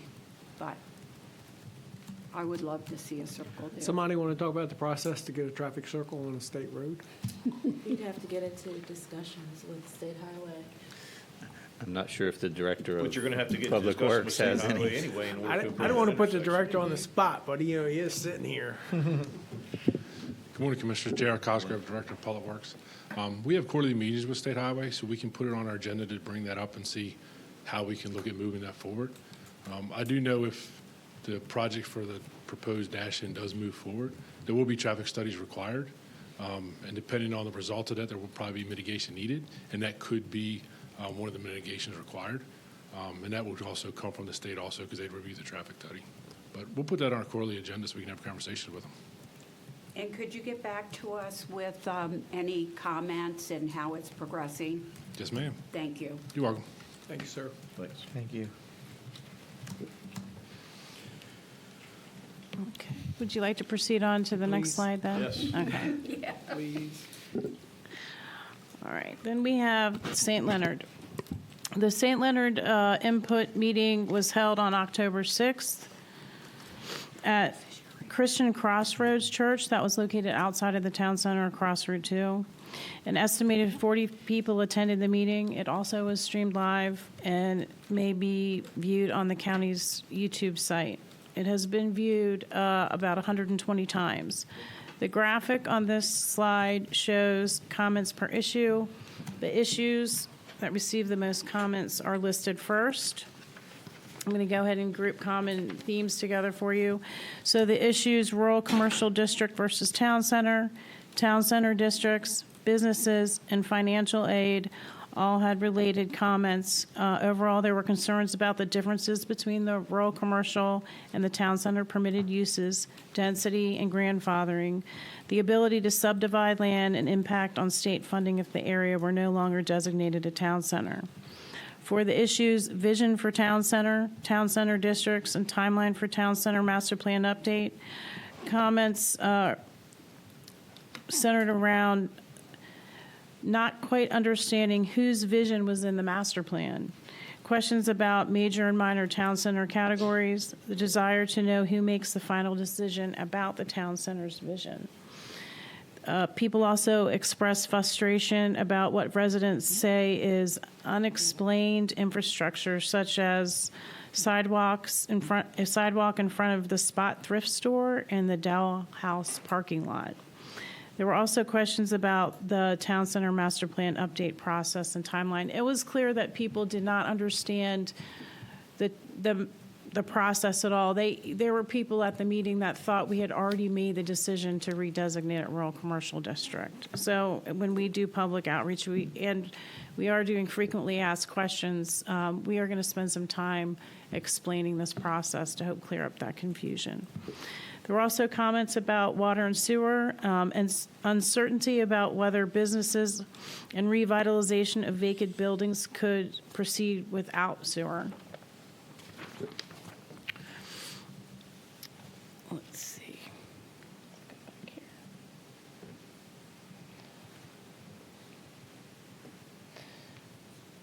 There was also questions about if sewer infrastructure were planned for the area, what is the timeline?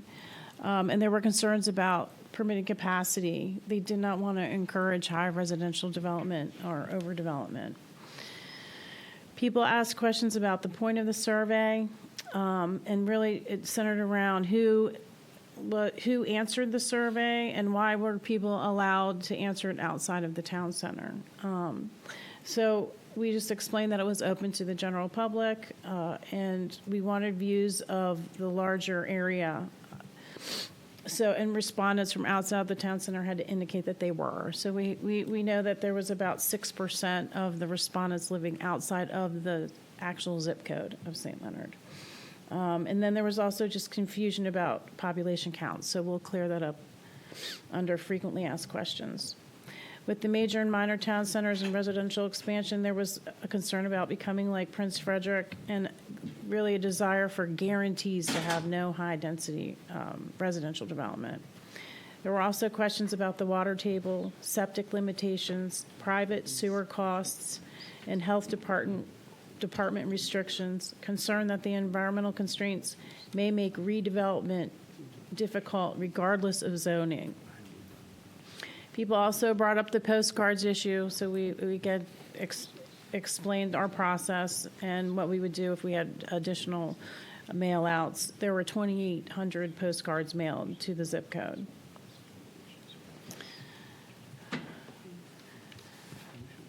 So this is where we get back to our discussion before. We have 3 different options that we'd like to explore. The areas could either remain a town center. We could reestablish the minor town center and rezone the areas a minor town center, or we could create a new zoning district for the non-residential properties and zone the residential properties residential district. We would recommend eliminating the rural commercial district as an option because it creates too many non-conforming uses. Go back a second. Why wouldn't we just leave it alone? Well, your proposal is that we eliminate rural commercial. Your recommendation? I just want to make sure. Is that your recommendation, that we eliminate rural So commercial? from the discussion point and focus more on maybe a minor major designation. I'm trying to get a timeline in place. here. I think that would be, because there is a lot of confusion on rural commercial. It's not just in those areas. So if you're either going to create a lot of non-conforming uses, or you're going to change the use category that would impact potentially a few dozen other properties throughout the county that was maybe an unintended consequence. So I think the options really would be to, as Commissioner Hart said, leave it alone and let everything be a town center, or to go back to looking at a minor major designation. And then as Commissioner Hance brought up earlier, there is no difference right now between minor and major. So where that line is and what exactly it is would be that next level of discussion, if that was the direction. And then you can always create a completely new district if you wanted to do something different for the commercial aspect of it by itself. So the rural commercial, was that developed for these little, like back in the day when we had little stores scattered all over the place, so those people maintained that Right, there's use? existing commercial areas outside of the town. Right, so they developed that term. So if you eliminate that term, what happens to those little areas? We're that talking are- about eliminating from this discussion. It is in our comprehensive plan that those not be expanded. Or eliminated. Yes, but it's in our comprehensive plan that they not be I expanded don't want to wake up any of my friends. or eliminated. We're not. And also too, would you limit?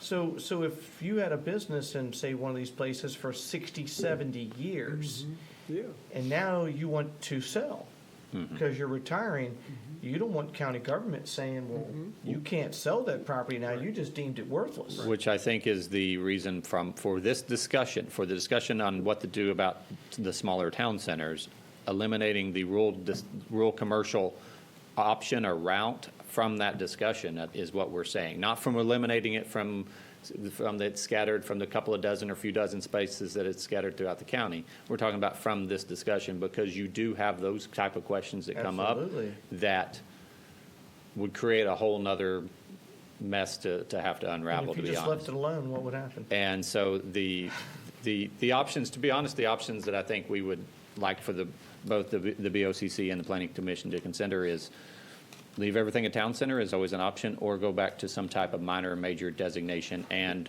then the And that's a discussion valid discussion, like we said earlier. So if we're eliminating that, the infrastructure has nothing to do with it, and we're just back to uses, and that's viable for everybody. And to me, it would clean up the language and make it easy to understand. Yes. Because you're never going to make me understand that Solomons is major and Lusby is minor. It's just never going to jive when they both have the same infrastructure, but one's got, but Commissioner Hance's point, like when I was a kid, there was no big towns. Living in Drum Point, St. Leonard was where we went, and Prince Frederick was the big city.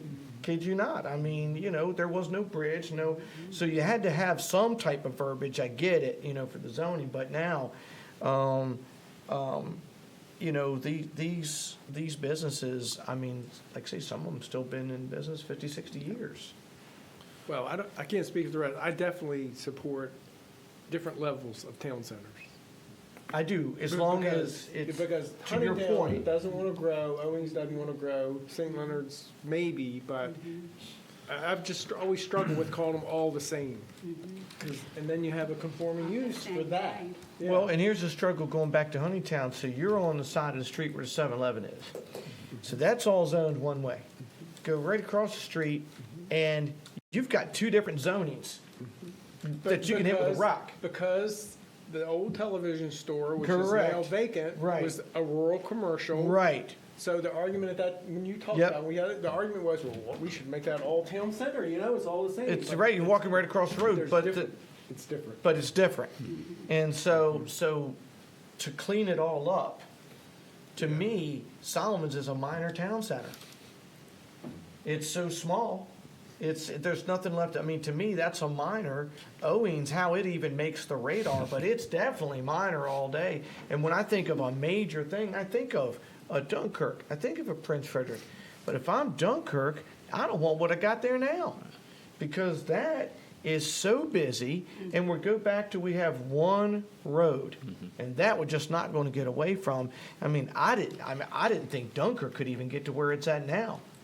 But I'm scared to when we go to that terminology, how would you not call Dunkirk or Lusby a major?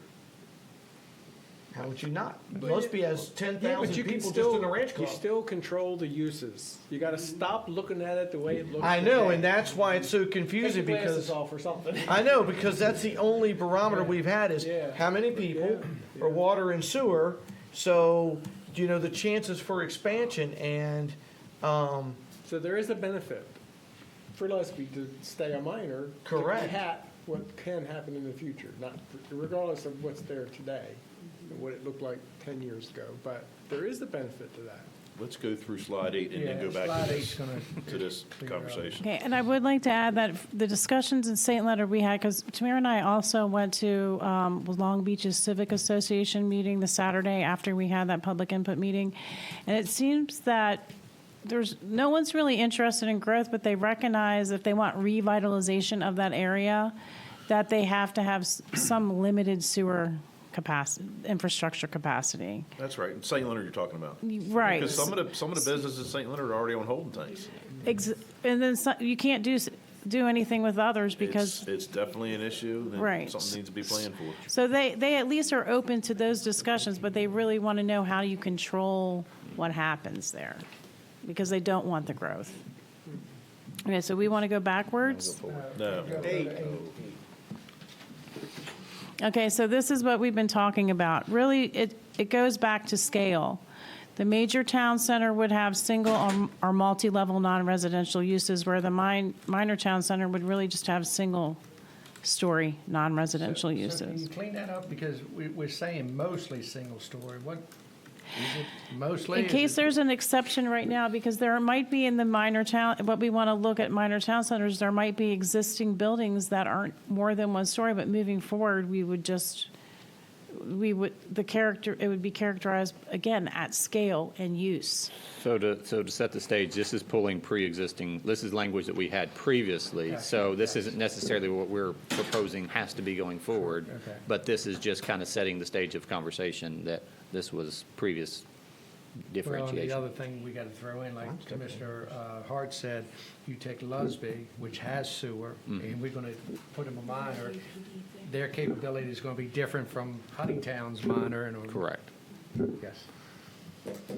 Right, so I mean, as you go down the list, the red font is what the differences are. So you can see that they both would be served by water systems. It could be private or public, the same with wastewater. Again, it's at the scale at what we want the uses and the development to occur. And then any recreational or cultural community facilities would be countywide. For the major town centers, it would draw regionally or countywide. And then minors would be neighborhood oriented. But if you go back to what Commissioner Hart said about Solomon's, that's an anomaly because if you think of it as a minor town center, it has regional pull. So again, categorizing these town centers is hard, so you really just go back to use and hopefully scale. I don't know. It's a discussion. Was there a height requirement between a major and a minor? Is there a what? A height requirement? Stories? There were some with some of the town centers. Yeah, Yes. That's just the town centers varying, though. Yes. And But- were they all consistent at the time? No. I didn't think so. See what I mean? So it would be good to get some language, just some consistent language for, I mean, you see how confused we are. You imagine the folks out there to get, so the person would know, hey, because so many times somebody moves to an area and go, well, I didn't know this was possible. You know, because you don't know, especially we're such a transient area. At times get a lot of military folks in and out. They retire and go, I didn't know this could happen. Maybe this language I could help. didn't know it either, and I've been here a long time. Yeah, maybe this could help clean some of that up and make it much simpler. Well, for me in Dunkirk, I've talked about that, and there's not much more that can be done in Dunkirk. If you could get me what more can be done in Dunkirk, that would be great. Owings, I don't even think it should be a town center, but I want to know if I go that route and others agree with me, am I making that area vulnerable? Or would the better route be to tighten up the boundaries in Owings? You know, that might be a better route to shrink it down some and tighten up. Or is it 3 categories, not just 2? Yeah. Right. You'd have to look at the proposed expansion area, the employment center, and downzone it to something where you're not opening up, 'Cause there's you're restricting definitely, development. Even if you think about Owings and St. Leonard's, they are completely different, but they Very both do different. minors based when you only have 2 categories. I don't want to make it so complicated, but I think that we're just trying to set some parameters Yeah. because, you know, I don't want to repeat myself, but when we went to one just town center, we opened up the doors for the world. Because now they're all the same. Yeah, and I don't like that. And what is that, right? Yeah, what Because is it? inside of that, there's the rural commercial district, there's, I mean, it's. For Lusby, it's anything you want to build. Because it got water and sewer. But it's always been that way. No, it has not. So then how do you explain PBP? PBP. Potential Business Park. Because that's an economic zone that was designated by the state. Yeah, but when that was put in, that's what opened up the door That's for not water even a and sewer. town center. But that's what brought water and sewer. But that's not in the town center. But it's still not. No. But No. but what I'm saying is that Dominion, all that. I mean, that's what's so confusing because if you're saying that it didn't change anything, right? How do you have Dominion? How do you have PBP? They are in town center. But it's still Lusby. They were zoned industrial. It doesn't matter. Like it's the zoning. But that's what I'm saying. That's the confusing part when you go, okay, well, Lusby's a minor town center and you can't do this, but you can do that because PBP is in Lusby. It's zoned industrial. But that's it's what not I'm in the saying. Lusby That's town all the center. different. But that still. So you take is the golf course in the town center? No. And across from it? So what is technically the town center? It's just right around. You know, your just liquor Giant store. Weiss? Yeah. Right, It's but a that's mall. right, and that's what I'm saying. That's the confusing part because then there is nothing else you can do there. Well, I believe in the expansion, if I remember correctly, it did include PBP all the way down, and they wanted to include Solomons and Yeah. Lusby together, but we nixed that, obviously. Yeah. So what are you asking, Mike, to expand this? No, Lusby not at Town all. Center? Right, that's what I'm saying. Is the confusing part is when you look, you can literally walk from Weiss to the golf course. You can walk it. Yeah. You can walk right across. So that's the confusing thing. So when it was presented to me, it was presented to me as, okay, well, it has water and sewer. It's a major. And I'm like, but Lusby has water and sewer, and you're calling that a minor. That's somebody's interpretation. Okay, We yeah. can put water and sewer anywhere we want. Right. That don't make it a town center. And I kept saying, well, I'm completely confused because as small as Solomon's is, and there is no room for expansion, but yet Lusby, there is all this, and I don't want any of that. And they're like, well, that is the distinguishing line. You got to think about the future because we all know there are areas right now that are going to have water and sewer at some point in the future. Absolutely, and that's what keeps Lusby so vulnerable all the time. So you have to have restrictions on what can be built in those areas because eventually you're going to run some water and sewer in places that it ain't today. Well, I say this all the time. There was a huge explosion in the 90s of housing, huge explosion. And with all those houses in 1990, they're now, 35 years old? So are those septics. Just look at your creek down there. Well, and all on quarter-acre lots, third-acre lots. And you know the zoning, Jason, 10,000 square feet for septic. That whole lot's not 10,000 square feet. So what are we going to do? And then once we do come up with a plan, going back to your point, and what the citizen's concerned about, now it's opening the door for, oh, well, my lot never perked, but you got water and sewer, boom, let's go. And wrong. So, and that's where Dunkirk was smart. They were ahead of the game. They knew, they fought water and sewer right from the get-go. And those folks have the same problems too, because even though they're bigger homes, the lot's not, they don't have the room either. A lot of them won't perk anyhow, Mike. A lot of them are on But if holding water- tanks already. Right. Again, I mean, what's that done to their? It's horrible. It's horrible. So I have a question for you, Jason.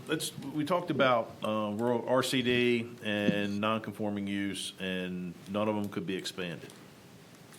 So I'm just going to throw hypothetically, say Weems Liquors at Brooms Island Road, sitting there by itself. What are you going to consider it? So, I mean, it would be, when I say not expanded, it means not the footprint of the business, but the actual The land parcel or the land. itself. Okay, that's where I wanted to go with that. Yeah. So what are you considering that, though? Is it going to stay So- RCD? What do you guys have in your plan to consider? If it's RC, and so it's RC and then RCD. RCD is actually a separate district than RC, so RC is rural commercial. If it's rural commercial today, it will stay rural commercial. Okay. It's just in our comprehensive plan. If it changes to something else, it can't go back to rural commercial is the comprehensive plan. Would it be protected in the future for, say, whoever had a property like that and they went to sell? Would they still be able to sell their Correct, property yes, and 'cause have the it's same still- usage? Because you've seen that, oh, well, it's not grandfathered. Yeah. So it's just the district itself cannot be expanded is what it says in the comprehensive plan Okay. on rural Okay. commercial. If the business, if it has the availability and it wants to expand extra 50% or whatever, and it meets all the other requirements, Right. it can do so. I was If it just making changes sure that hands, it it wasn't can do so. the expansion of the building. It's just the property. It's just the property, the boundaries. Okay. You can't encompass the parcels next to it through All right, I just a wanted to text clarify amendment that. without going through a comprehensive plan change. Would you all do me a favor before we continue, okay? I asked you about Dunkirk, I asked you about Owings. Huntingtown, if we do as a board decide to differentiate between major and minor, what a minor designation in Huntingtown, what kind of effect that would have? As soon as you have the information, I'll sit down and meet with you, and then I'll write up a paper for my fellow Board of County Commissioners so they'll know what we found out about those three town centers. And that will help me. I think there's a lot of, I just don't want to make the wrong decision. I work for the people. I don't work to make anybody in this room happy. I work for the people, so I want to make the right decision. So if you would work with me on that, and then I can convey answers to my concerns to my fellow commissioners, that would be great. Okay. Commissioner Grasso, speaking of that, because going back when Dunkirk was discussed, what worried me was with having Ward Park, would somebody one day say, well, we've transitioned everything there and you've got that huge parcel over there, that park, is protecting that area as well. It's the things you don't think of that down the road, somebody says, well, we've, and you've got this huge parcel there. So if you could, when you guys have your discussions, talk about that as well. Okay. Because that's right in the middle of town. It is. It is, and I know I had heard that rumor, well, now that we have Ward Park, what if Dunkirk Park succumbs to building, you know? We're going to so- 3 votes in a given day, Right. so Okay, so we'd like to move on to the new zoning district. So if there were a new zoning district created for any of these areas, the non-residential uses would be similar to the town center uses to avoid creating non-conforming uses, but again, it would be on the local scale, the neighborhood scale. Residential areas would be zoned RD, allowing 1 unit per acre and up to 4 units per acre through TDRs. The proposed expansion areas would be zoned based on public, department, and agency comment and recommendation by the Planning Commission, as well as adoption by the BOCC. And the town center architectural, streetscape, and parking requirements would not apply to these areas. It would go back to county requirements.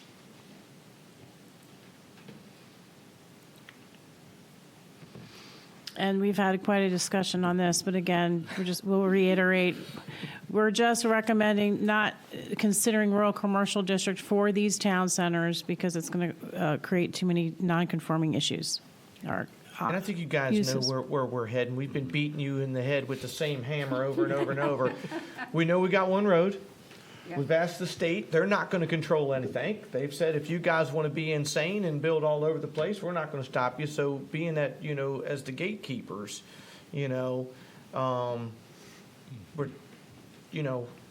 trying to, right. get it right and not let it get out of control. Okay, so the process for rezoning the town centers, first we'd have to amend the comprehensive plan. Then we'd have to update the town center master plan. Then we'd need to update the town center zoning ordinance and amend the Calvert County zoning ordinance, and then finally amend the Calvert County zoning map. Did you get all that, John? Yes, sir. John actually told us the process. So we're talking 2 years down the road? At least. At least. The first thing we got to do is figure out what we're going to call them. God, yeah. No, because that's what started the whole For each one of discussion. those categories, then you start on that. Am I wrong? No, because that's what started the whole discussion. Yeah. And that's no short process either. Nothing is. We're government. So this update is mainly for informational purposes, to get feedback and to provide information for the meetings we recently had. We do plan to continue this discussion with the Planning Commission in the upcoming months on what they may look like. It sounds like there is some general understanding that looking at a major minor designation is worth going down that path for evaluation. So that's the path we're going to start evaluating down over the next few months and several months.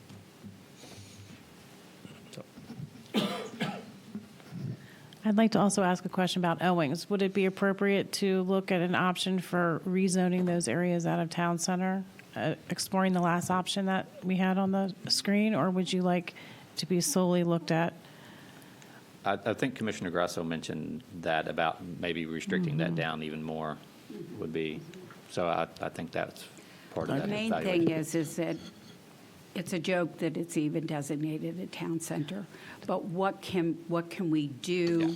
Can we eliminate it, or can we scale it down and protect it so building doesn't go crazy? How many But that- I'm sorry, go ahead. Well, that always generates a discussion, am I going to lose my zoning? So you have to be Correct. perfectly clear, Correct. Yeah. in whatever you call it, to lay out that they are not going to lose what they currently have as far as Correct. ability. I think you call it a small town. If you're designated a small town, Now we have a everything, third designation. everything is small. Or a Right? village or something of that Right? nature. Yeah. So- Everything is small, Yeah. medium, and large. Any other questions for us, Commissioner? So there was 45 parcels in Owings that would be affected, correct? Isn't that what you said? There's a total of that many parcels, I believe. And so many of those are single-family homes that would be affected. 45 parcels. 75 acres, somewhere along. Yeah, approximately. The Okay, expansion area was 88 acres, 11 parcels. okay. And all 45 parcels are in that town center currently? Okay. So the potential, if we did go into down zone, would affect 45. It could affect 45, but it also, several of those are residential parcels that if you designated RD, you're looking at the same discussion we had earlier. The level of intensity would not change. Well, that needs to be considered before. Yeah. Yeah, okay. All right. Thank you. Thank you, Commissioners. Thank you. Oh, you're next, Jason. Next work session we have is Department of Planning and Zoning, proposed updates to the Ag Preservation Rules and Regulations. Mr. President, I do have a comment here. Commissioner Hance, Commissioner Ireland, and myself, we have disclosed that our interests in TDRs to the Ethics Commissions and have been advised to announce here that the board would lose their ability to take action if we do not advise the public of the ownership of TDRs, and then consider the input for the Ag Preservation Advisory Board, Planning Commission, staff, and public before making any decisions. Mr. Attorney, is that covered? And at the right time, too, yes. All right. Very good. Thank you. Thank you. Director? Good morning again, Commissioners. I think it's afternoon now, so I'm going to turn it over to Jennifer David to walk through the presentation, but also joining us up here is Ron Marnie, our environmental regulator as well. Good morning, Commissioners. So I prepared a memo for today. Would you like me to read it, or would you just like me to proceed? Just proceed. Go. I know. We're an hour behind.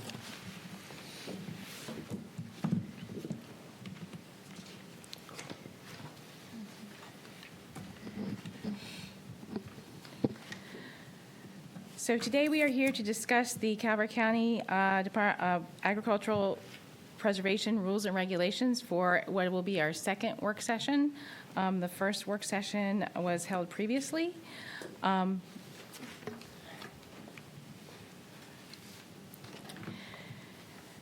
So at our previous work session, the Board of County Commissioners requested a detailed comparison of the current and proposed language from the currently adopted rules and regulations and the draft that is proposed, and for staff to return with another work session to further discuss the program changes that we have included. So the purpose of today's presentation is to continue that discussion of those proposed changes, to summarize the prior work session and the options discussed, to solicit additional feedback from the commissioners, and to seek further direction from the BOCC on the draft rules and regulations. We've seen this before, but as a quick background for those who may be unfamiliar or those in the public who have not seen it, the Transferable Development Rights Committee recommended lifting the moratorium on new agricultural preservation district creation once changes recommended by the Agricultural Preservation Advisory Board are adopted. The rules and regulations have not been comprehensively updated since the program was initiated in 1978. Just a little bit of background on the timeline. Earlier this year, in July, the Agricultural Preservation Advisory Board moved the draft forward for public adoption. In August, a public information session was held to present the proposal to the community, answer questions, and receive feedback. And in September, on September 30th, that work session I mentioned earlier was held with the BOC to review the proposal and the public comment.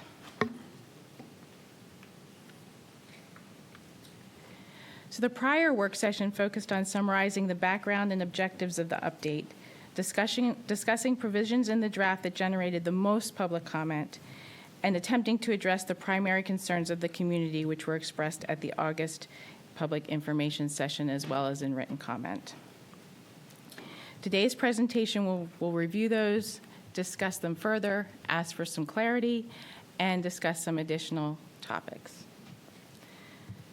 So just to review, the prior work session included topics such as program application requirements, which included boundary surveys, residential lot and dwelling entitlements, including tenant houses on APDs, the extinguishment of APDs for public purposes, and the retroactive application of the proposed regulation.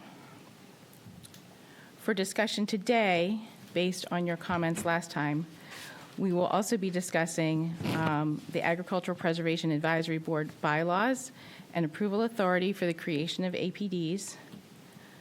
We'll be discussing TDR certification and allocation, changes to industrial and commercial uses, including public and private events from the current regulation, additional information and details regarding withdrawal and amendment of APDs, and also discussing public acquisition of TDRs.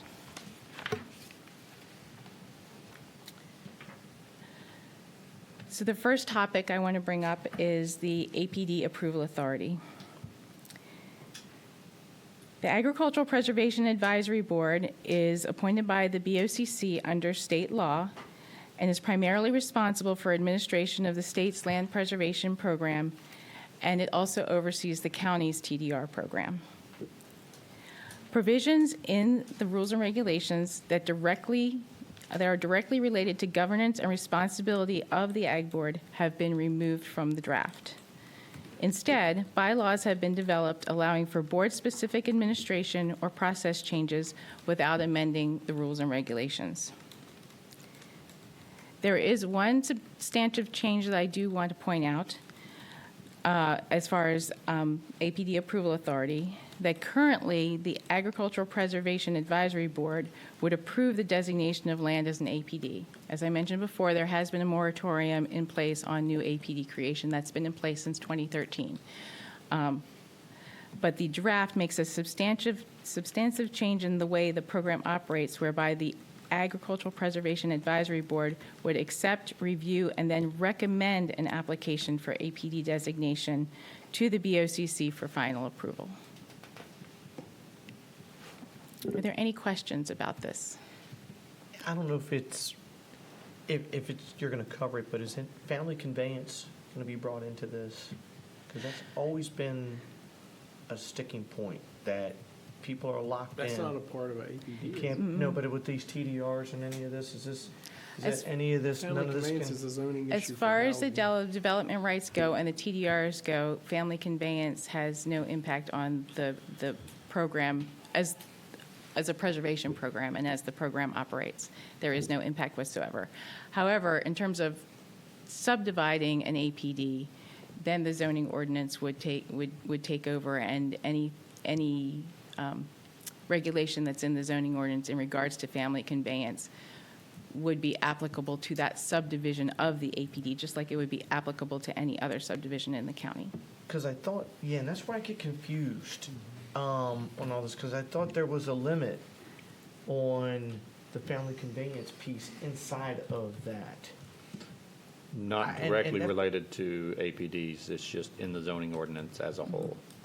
So participants in the program and APDs that are permanently, well, all APDs, they have to conform both to the Calvert County zoning ordinance and to the rules and regulations. Just like if you were in the critical area, not only do you have to conform to what's in the zoning ordinance, you also have to conform to what's in the critical area. So it's another layer of regulation on top of the zoning ordinance. And I don't ideally, they wanna- would be harmonious. And this is where I get confused. I don't want to take it sideways, but if I had a 100-acre farm, Mhm. how many family lots can I get out of that? Am I opening up a door here? No, you're not. And we'll talk about that a little more later, but the short Okay. answer is if you had a 100-acre farm, you could have 3 new lots created on it after it was placed into the program. Because, see, that's what always concerns me, because to keep these farms viable in the future, these folks can't afford to go out and find a house somewhere. They need to be able to stay on the property, and, you know, somebody shouldn't have to die for a family member to be able to stay there and work their farm.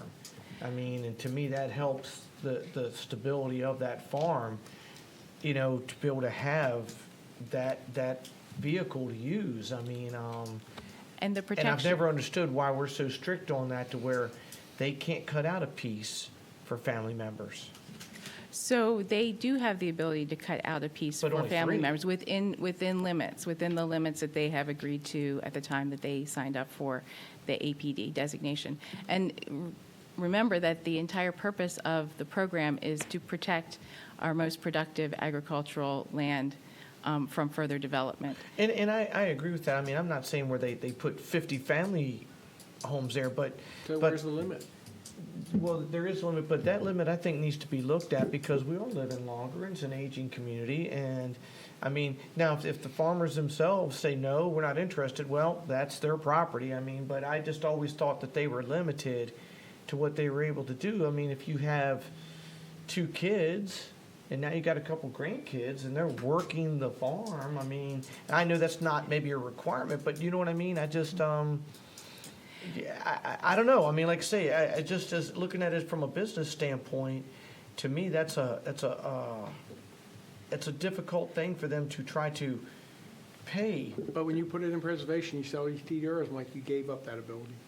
Even the That, even the that's, family that's, demand? that's, Yeah, that's yeah. the exchange. It's That's a what's. decision you make. You can't have somebody put their farm in preservation, sell the TDRs, and then build 10 houses on it. Right. I'm going back to Linda Kelly now. When I argued with her, she said, so buddy, at the end of the day, if every family member gets a house, you could have a higher density than we're allowing anyplace else and have your farm in preservation. And see, I know She's right. you know all of the history of She this. was I right. just always have, since I've been on the board, people have said to me, And that's what happens, Mike, and they've used the tenant as their We'll way to get get a into that family discussion dwelling, because shortly, yeah. somebody 20 years ago sold off all the TDRs, and now, wait a minute, my child wants to build a house on the farm. What do you mean I can't? Well, I'm gonna put a tenant house up. right, so is. But now they don't need tenant houses, because now they have accessory dwellings that the state has granted for everybody anywhere. Yeah, so each one of those houses can have an accessory dwelling unit Yeah. per state, the new state law. So you Oh, could have. Okay, Yeah. okay. Yeah, state helping them out. Yeah. Okay. Like I say, this is definitely the weakest part of my It game. is. It is. It's a lot of That's okay. acronyms, it's a lot of history, and it's a unique program that's not in a lot of places. So you really have to be a student of the game with this to understand. And like I say, Commissioner Hans has an extensive He knowledge does. on it. He does. And there's a lot, and that's a consideration. And I think, from what we heard at the public information night and the public comment, folks generally, the community accepts that they are limited, but they also want to, just like the discussion just like your discussion of the businesses in those rural areas that we had not 10 minutes ago, they want to protect what they have. Correct. And finding that balance after a program that's been in place for many, many years and trying to bring it into today's standards and in line with the zoning ordinance, and to honor our history and to honor that community and move forward and make it viable for the next generation is what we have tried to do.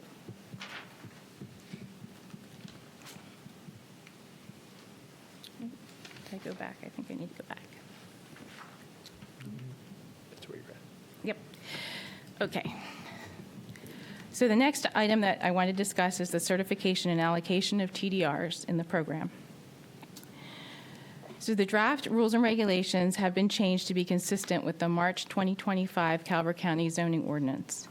And the following items have been incorporated as to the certification of TDRs. TDRs shall accrue at a base rate of 1 TDR per net acreage of the property, the total acreage minus any designated wetlands. And this is a change in the draft, and it is in the zoning ordinance currently.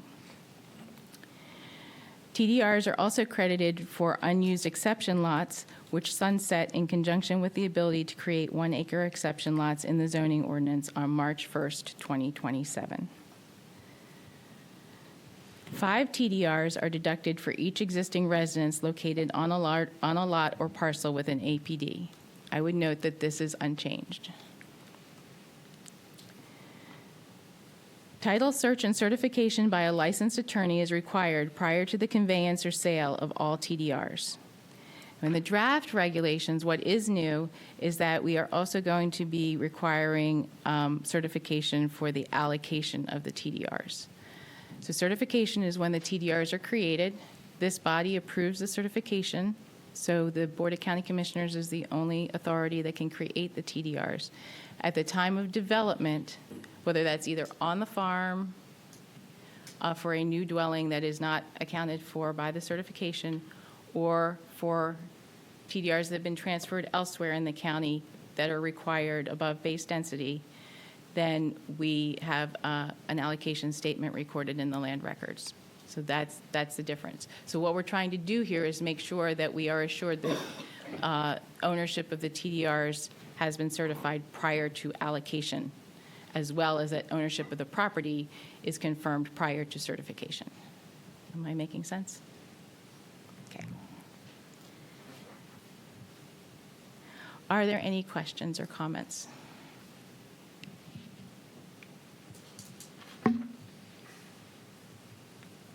Okay. Public acquisition of the TDRs. So as written, so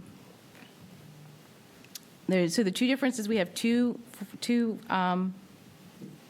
programs by which. Is there any change to the PAR and the TDR reserve? Excuse me? Is there any change proposed to the PAR and the TDR reserve? No, there is no change proposed to the PAR and TDR reserve except for the fact that in the PAR, what is being proposed to change is that instead of only owners of the APDs themselves or original owners of the APDs, that anyone that owns TDRs can apply to PAR. That is the change. So you got rid of the rule that says only the applicant can sell into the PAR fund?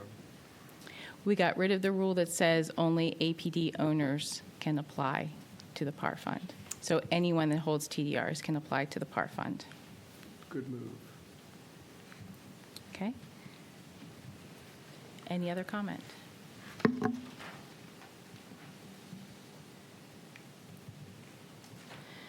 Okay, commercial and industrial uses.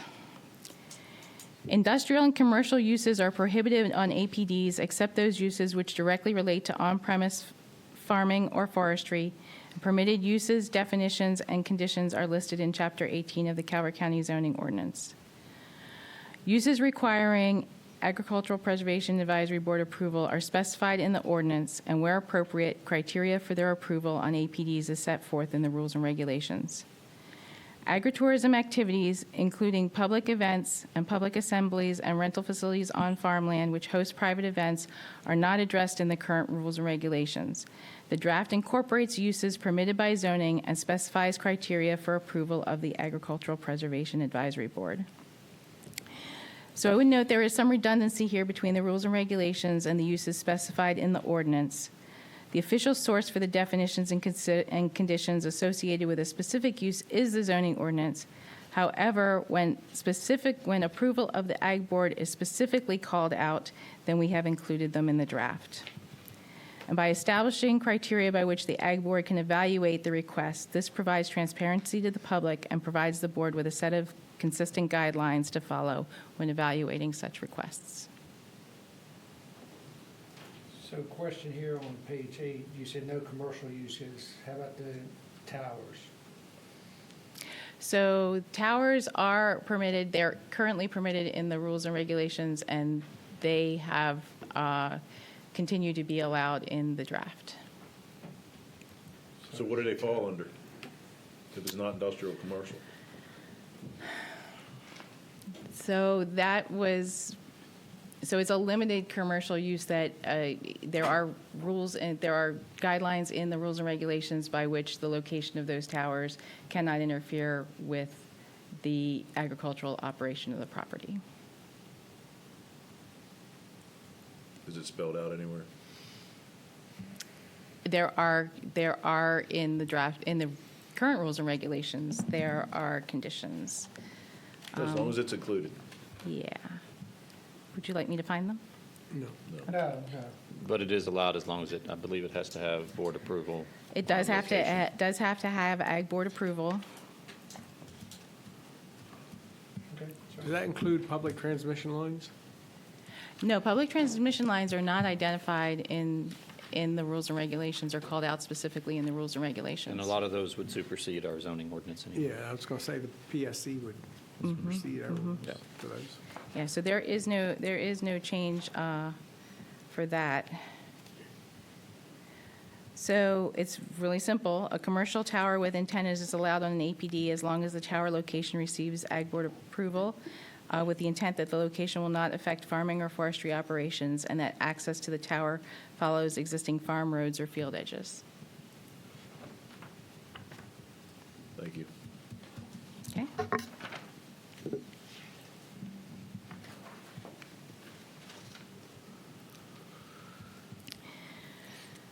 So to discuss private and public events, both public events and rental facilities hosting private events are permitted on APDs with prior approval of the APAB when the events and activities are secondary to the agricultural operation of the farm. The Agricultural Preservation Advisory Board's consideration of the request includes, but is not limited to, the size of the property, the size of the event, and the level of access to the property. Conditions may also be applied to minimize impacts to the farming operation and the surrounding properties by the board. The draft requires that public events meet the definition of an agricultural enterprise with a clear and direct link to agriculture, making the rules and regulations more restrictive than the ordinance for farm properties unencumbered by an APD. Is there a defined set of criteria that would determine that? That Or is it totally up to the discretion of the APD?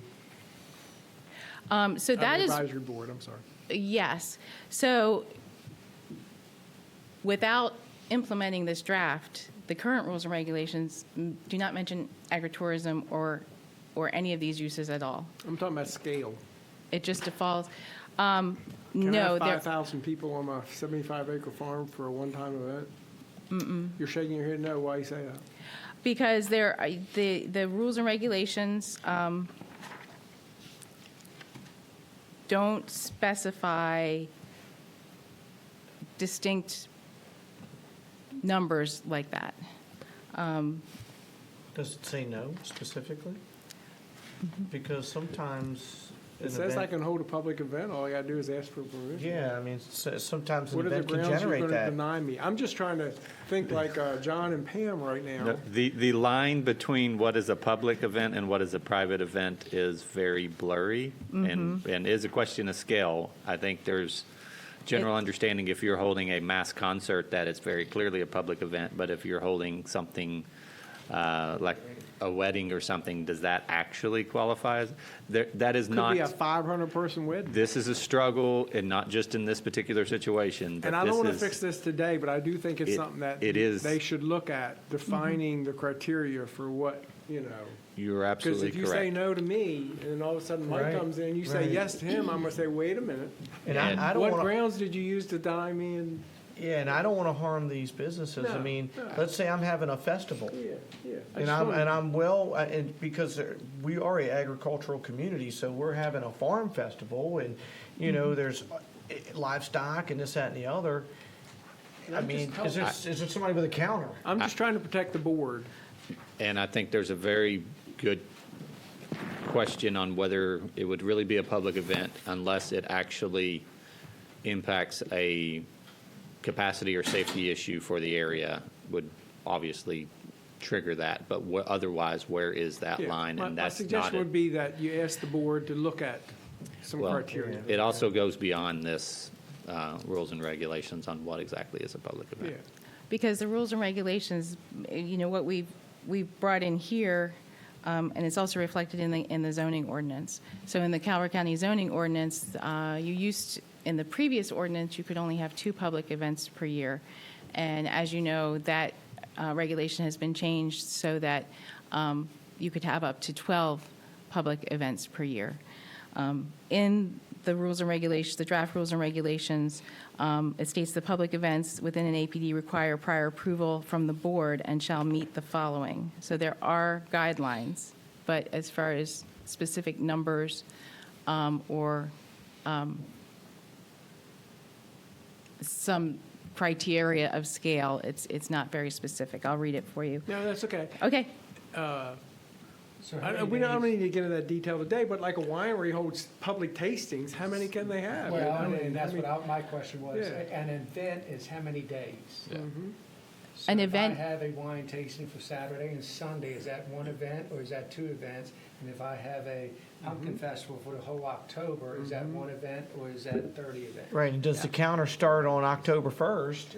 So when you say how many people, and then, and you know what I mean? So that's, I get, it's just tricky. It is tricky. And so the other thing you need to think about is that what constitutes a normal operation for a winery? Correct. Okay, what is their, okay, we Well, know for about, wineries to we know survive, about TDLs, right? Total maximum daily load. What is our total maximum daily load for the, like, general operation of that particular business or that particular farming operation? For example, a farm winery. I grow fruits and vegetables. I want to have a strawberry festival. I want to have a blueberry festival. I want to have a watermelon festival. I want to have a peach festival. Right, and I can tell you in the wine industry, okay, you know, alcohol as a whole across the country is way down. And these small wineries that are struggling to stay open, restrictions are so tight anyway that the only thing that's been keeping their doors open is events at the winery itself. So if it's limited, like you say, let's say October is fall frenzy and they want to kick off 4 or 5 different ones over the different weekends, that might be the only thing that keeps their doors open to get to the next spring. So Yeah, we're just looking for, I'm just, like I say, trying to help the board protect themselves, because I'm not opposed to a strawberry, watermelon, all those festivals, but, you know, it's well, gotta like be- strawberries. Look how big strawberries are when it's could have picked strawberries. And that's been since well before I was born. You know, you go out and pick strawberries and stuff, and it's all small time frames, so everybody has to hit it then. Just a suggestion, we're not going to fix it today, but Okay, something thank to you. look at.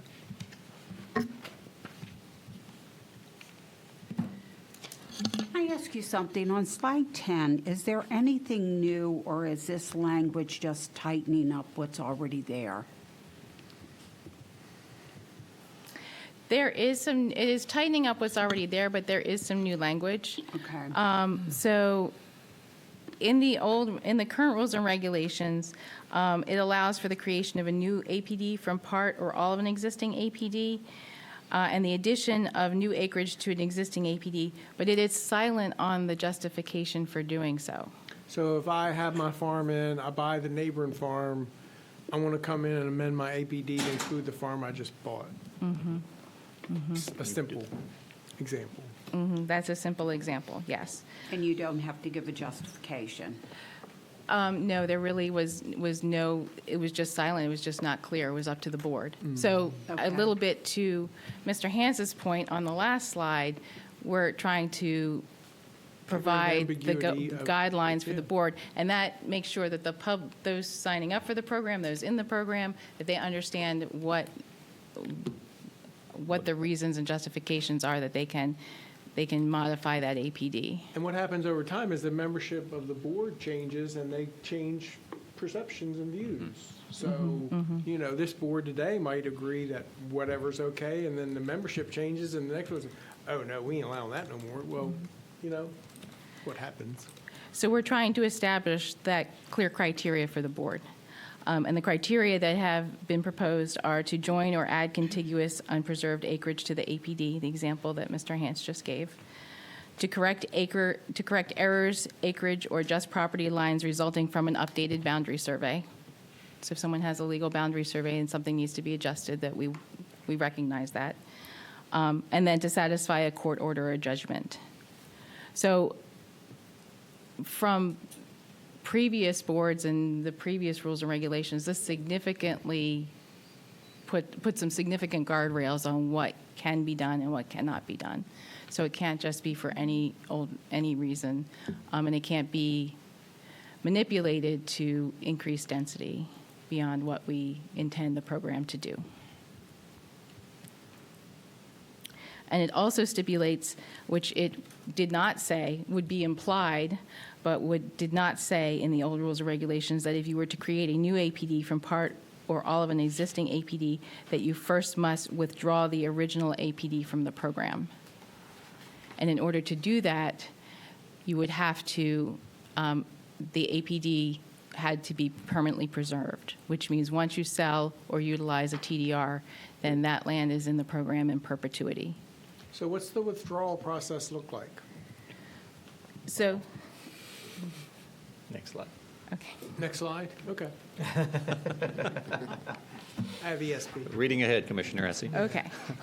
Can So- I just go back to one thing? Yes. The last bullet, a reduction in density is still required for the amended APD, except in cases where re-recordation is necessary to correct surveyed acreage. Could you give me an example?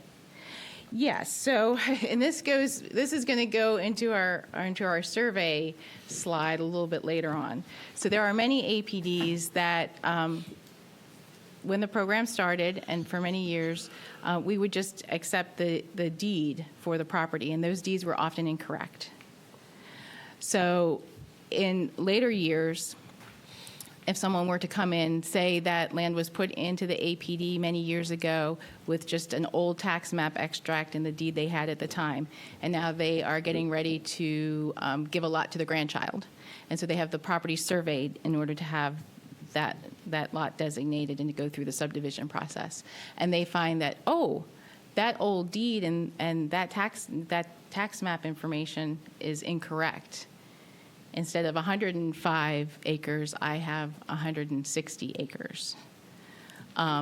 Then we would allow them to come in and to re-record the APD at that higher acreage, and they could also certify additional TDRs because that legal survey would say what the actual acreage of the property was. What if there's less acreage? They don't say anything. So if there's we don't tend to have those requests when there's less acreage. I understand. And so these changes that we're making for amending APDs, it's to limit manipulation of the system and to keep everything, to honor those easements. And it strengthens the program by expressly limiting the justification for amending an APD. It establishes a well-defined procedure, and it enumerates the specific criteria by which the Ag Board can approve such modifications. So you did ask quickly, you did ask what the procedure is. Thank you. So to go for the withdrawal of the APDs, piggybacking on the last slide, the draft corrects the conflicting information in the current rule and outlines the steps necessary to properly withdraw an eligible APD from the program. And remember, only APDs that have never sold TDRs are eligible for withdrawal. The APDs must remain in the program for a minimum of 5 years prior to the withdrawal, which is the same as the current regulation. We have not changed that. And the language in the draft reinforces the current policy and makes clear only the properties that are not permanently preserved may be withdrawn. Now, I would note that in the draft, there's no time frame specified for the notice of intent to be received by the Ag Board prior to withdrawal. And the Ag Board will accept written notice at any time. But the added language outlines the process to properly withdraw and clarifies that the withdrawal must be recorded in the land records. So this notification period has changed over the years. Originally, the minimum length of time the property must remain in the program was 8 years. And at one time, the notification period was 1 year. Someone could not withdraw from the program. Once they notified the Ag Board, they had to wait a whole year before it could be officially withdrawn. And the current regulation is 30 days. So the withdrawal policy is not more stringent. What's in the draft is not more stringent than the current policy. We are simply laying out the procedure that needs to be followed to legally withdraw the land from the APD. So if I want to amend my APD, I have to withdraw it and then reapply. Just a rough estimate, what does that timeline look like? Because there's going to be a period in there where it's vulnerable, is what I'm getting at. So if you want to amend your APD, your timeline is probably going to look about 6 months or 4 to 6 months, because it would be a multi-step process if you were to create a new APD. But to simply join an APD, That would not. You would just you would be adding to it. Okay, Does that make sense? sure. So we saw this slide in the last presentation regarding the extinguishment of APDs. So in the previous work session, staff discussed a previous proposal to allow for the extinguishment of APDs by the BOCC upon recommendation of the Ag Board. And this would be for a specific and compelling governmental interest. At the work session, we did not receive any further comment from the BOCC. And we're coming here, staff is seeking to confirm that the BOCC's desire is to accept the recommendation of the Ag Board and not to include such language in the rules and regulations. So this means taking possession of somebody's land. No. What does it mean? No. This means that an applicant would want to extinguish an APD that's already been permanently preserved for a public purpose. Get rid of it. Yes, yes, only for a specific qualifying public purpose, such as services or utilities. So if a power company came here and wanted to build a nuclear power plant on the Patuxent River, the best site, or the only sites they can find are all in preservation, they would argue that this is for the better good, and they would allow withdrawal of that property from an APD. Yes. Am I explaining that correctly? You are, and the criteria that we had included in the draft was that the extinguishment must serve an identified and compelling governmental interest, that there must be a demonstration of no feasible or prudent alternatives to achieve the stated interest, and that the program must be compensated with mitigation of newly preserved acreage or repayment of the TDRs as restitution to the Land Preservation Fund. An equal amount of land? Because I know open space requires double. That would be a question. We did not specify, a particular amount. I don't think we should just let them out, even if it's for the public good. And as I mentioned at our last work session, the Ag Board was strongly opposed to this proposal. And therefore, it was removed from the draft. But we did want to cover it in a previous work session. And we do want to make sure that we are confirming with you here what the intention of this body is. Do we have a formal recommendation from the Ag Board? Yeah, this Yes. is it. Yes. Yes. Yeah, but I mean, sounds like there's interpretations through here. I mean,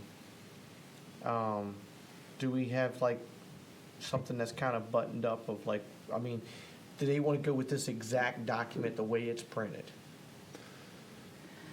Well, it's their recommendation, so. The recommendation that they put forward in July was based upon the zoning ordinance. And at the time of the public information night, there were some comments that on topics that were changed in the rules and regulations because of the zoning ordinance that the public had concerns about.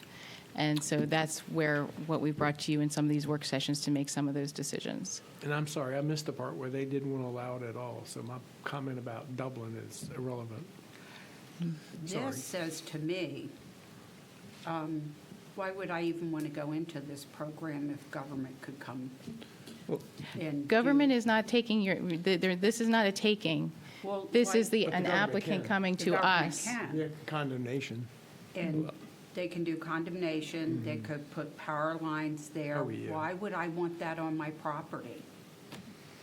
Well, what you do when you go into this program is, it's more philosophy than it is monetary. You know, you're preserving your property from development for hopefully forever, but forever is a relative term because anything can happen.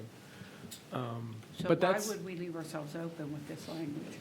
And Commissioner, this would still be the applicant, the landowner would be the applicant here, so it's not really a condemnation No, it's process, but it would be, you would still have to have your compelling government purpose and all the boxes checked to make this happen, but it would be the applicant. It's not government dictating, it's just simply allowing that as a potential path.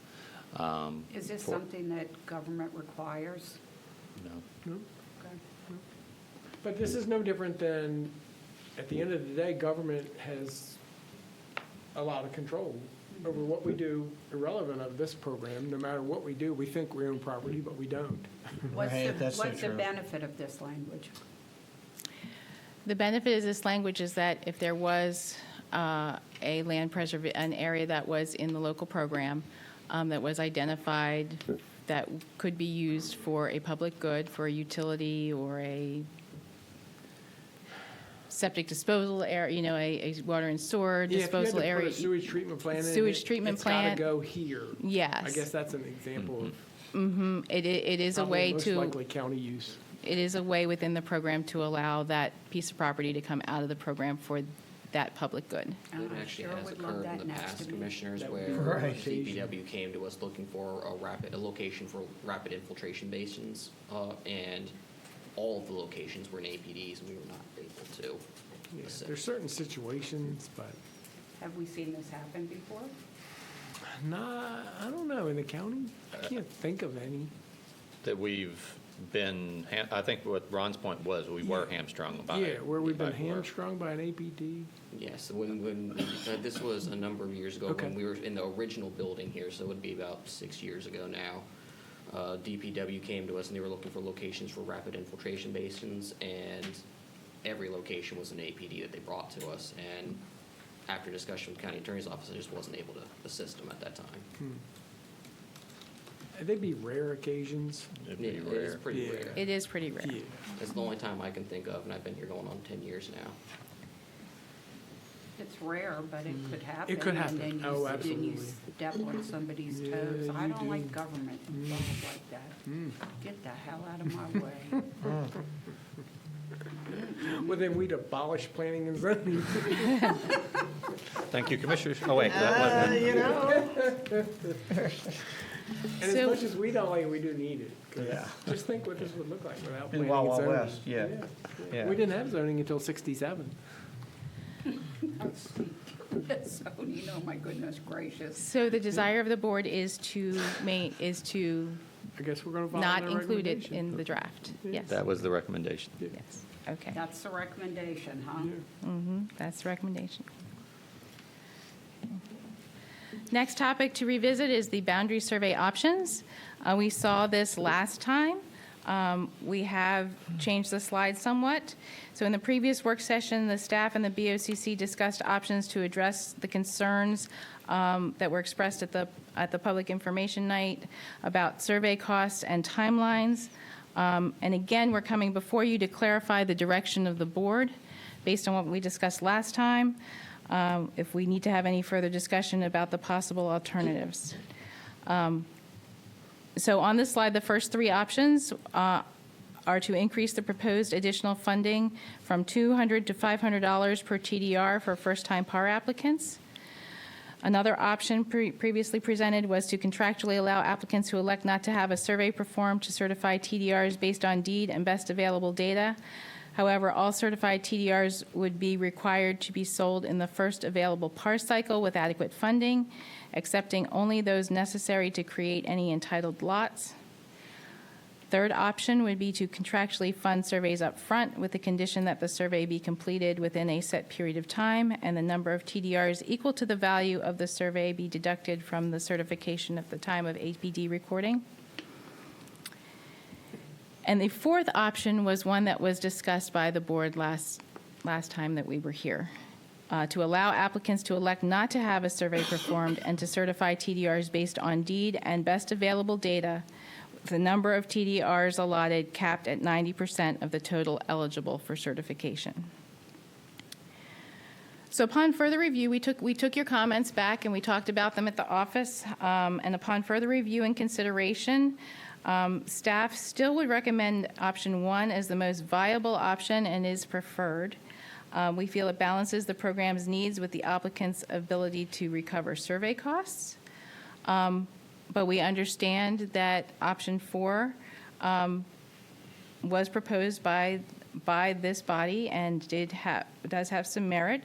So to discuss that, that option is straightforward and easy to explain.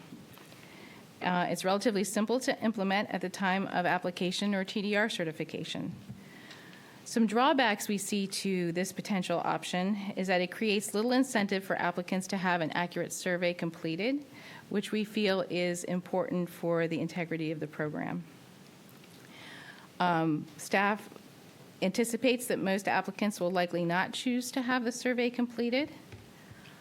This could undermine the overall goal of the program, ensuring that the program has the most accurate accounting possible of preserved acreage. It still risks that the program will certify in excess of TDRs. Well, here's a problem too, with the cost of surveying. Might not be worth it for somebody, and then you're defeating the program, because you've seen the nightmare with a survey. You get a survey, then, you got that cost, then they got to take it to the planning commission, and then you got that cost of them going there, then it's got to get back to the courthouse, then you got that cost there, and the guy goes, my God, what do I want to fool all this for? Talk about option one. How's that going to work? I mean, You say you're going to fund them from $200 to $500 for TDR to get a survey done. That's not even going to come close to what a survey costs. Could we give them the option? Why can't we give them an option that at 1 would- and 4? And that's what we're here to discuss. So we just they wanted like- to point out. They like 4. This stuff's been surveyed when Lord Calvert got here, some of this stuff. If you're out in a 100-acre parcel, good luck finding that metal bar. Good luck. I think the other challenge is how long it takes to actually get a survey completed this day and age. I mean, you could be 18 months, 2 years out. Could a person jump in there at number 4 and say, but look, I want to have it surveyed. After I do that, can I get the additional to pay for the survey? I think the question is not 1 or 4, it's potentially combination. 1 and 4, Right. as multiple Which- options, depending Okay. upon scenario, would be Well, and a I viable would think route. too that deed they have has got to be pretty reflective of what we have. So it's going to be hard to have bad actors. I mean, you're not going to be able to say, no, there's actually 300 acres over here. It's not going to go like that. You're not going to have bad actors. There would just likely be inaccurate surveys from. Yeah, so I don't want to put thousands of dollars of cost on them just so we have a better looking file. Yeah, and also these people, they've been on their land for years. I don't want to mess them over. Yeah, I they're doing don't- this to not protect the at property. all. Not at all. We have to take into consideration, we have people in this county who've been on their land for a number of years, and we should not be putting additional cost on them. When they went in with their, with good intent and have been working their land or have their property, and then we throw this boomerang at them, no. Because let's be honest, they No. could put homes on them. I mean, that's the whole intent of the program. I mean, you go back to any given Sunday with 3 people, these folks are trying to preserve property, and then you turn around and incur more costs. So I'm not trying to diminish, so we have better accounting of this, but they go through the time, the money, this, that, and the other, and they go, yeah, you know what? That guy wants 50 acres, and he can put 200 units. Yeah, I'm going to let it go. I'm going to get more money anyway. And we did, that night of the hearing, there was an individual came forward and said that he was quoted 2 years to get a survey done. So I called somebody, just had a recent survey done of a farm, and they're 18 months in and they still don't have their survey complete. So that was a legitimate issue. Good to know. I was And trying. Commissioner Hart, you have beaten me to the punch. Because I have said that, one of the things that we consider is that we were worried that would feel punitive and might discourage participation in the program. We've struggled getting participation as it is. And I know you want, legitimate surveys to certify the acres, but I've had concern ever since you mentioned us paying for them or providing an incentive, because we all know what happens when government puts out there what they're willing to pay. Surveys are going to go to $500 an acre. Sure is. Because the county will pay $500 a TDR. Ain't going to which- cost you nothing, No, see, because you can just yeah. do that, so next thing you know, here comes that bill. Well, you just might have to work through procurement and get bids on So- each individual. So based on our last conversation, I did a little research. I talked to some of the other land preservation programs, and we have, I asked MALF, because the MALF program specifically, sometimes they require surveys and sometimes they don't. And I said, well, how do you make that determination? And they said that it gets sent up to another agency within the state when the application is forwarded to another agency for review, and that there are programs available which will evaluate the current legal description that's in the deed and determine closure. Now, closure is a surveying term. Basically, if you run a survey and you run the perimeter, the length of the line that you have followed for all your control points, you should come back, you should be able to close. If the survey is accurate, you should be able to close on that same point within a level of tolerance. And there is a guidance document that MALF uses. They say that it is privileged, but I may be able to learn what some of those criteria are in detail and what that tolerance is, what that closure is. So we could potentially look at developing the same standard or a similar standard that MALF has, that if the closure comes back, that a survey is not required. That may be one option. Or if we adopt option 4 with the 90% TDR certification, I think one thing that I thought of after leaving our discussion last time was, well, is that all they would get? Or if they come back with a survey at a later point in time, would we allow them to certify those last 10% of the TDRs? You may or may not ever hear from them. Yeah. And if the new rules delineate wetlands, is your survey going to have to delineate all the wetlands? And that is something that I did want to bring up. So even within let's be clear, because we've talked about we don't want to impose costs on folks. In the rules and regulations, with having to account for those wetland acres and deducted from the TDR count, folks are not going to be able to get away from completely hiring an engineer or a surveyor or an agent to help them with some of this application, because even without the proper boundary survey, applicants will still need to hire someone to prepare a map exhibit, provide a complete title history of the property to 1967, and demonstrate the current density potential of the property. These are other criteria that are in the application process. So how do we the draft rules delineate for- wetlands now when we're looking at projects? What I had suggested for purposes of this program would be the option for best available data. In other words, they could pull the NWI or DNR map wetlands layers and simply overlay them onto the maps. Is That that way something they we do do? not have to field locate them, which Why don't will we just do significantly increase cost. Why don't we just do it? You're saying to ask them to do it. Be a lot friendlier that You way. asked me to do that, you know what I'm going to tell you. Right. We've already got the technology, you're doing it all the time. Why don't we just do it when they make the application? And then if they want it, and based on the technology today, you should be able to do a GIS outline and get pretty doggone close to a survey. And just delineate out the wetlands, and we do all that for them. And in the old era, when we were still recording new APDs, they could use them. They would have a map, the old tax map extracts. So now every time we research, so we haven't had any new APDs, but every APD that is re-recorded, we still re-record APDs for those that have found additional acreage, or for APDs that come in when there's a subdivision or some other a boundary line change. I had one recently with a same owner, 2 APDs side by side. They just modified the boundary line between the two. And how did they do that? The Ag Board approved them to modify the But did they use a boundary between. surveyor, or they just use a They used a GIS? surveyor. They had to survey it. They replatted it. So we don't have the technology to do what I'm proposing? Our GIS actually has legal disclaimers that it's not to the standard of a survey. Don't get me wrong, it's, Oh, I it's know it's good. not. It's good, but it's not. It's so- not But that unless there's standard. somebody Wait a minute, but protesting it. if you're going to delineate the wetland acres, everybody's got to get a survey. So, to your point of us doing it in-house, and I think that's completely reasonable. If they have an objection to that, then the counter Then would they be go go get hire your a survey. survey. Yeah, that's what I was going Yeah. to say. Then if Yeah. they don't like what we come back with, then then they can dispute it. Yeah. Somebody's got to delineate the wetlands sooner or later. So another question that brings in, I'm thinking out loud, is steep slopes. So if I got 50 acres of forest land, are we taking out my steep slopes? Am I taking out No, your steep slopes just for what wetlands. purpose? Just wetlands. Just wetlands. Just Identi- what, to you mean identify acreage. to certify TDRs or to be Yes, eligible to- for the program? To certify my TDRs. No. Steep slopes do not come out of the TDR certification. There is a limitation to be eligible for the program. Yes. But not TDRs themselves. Because forestry still listed. If, the steep slopes are going to be associated with less than ideal soils, and there are soils criteria to become an APD.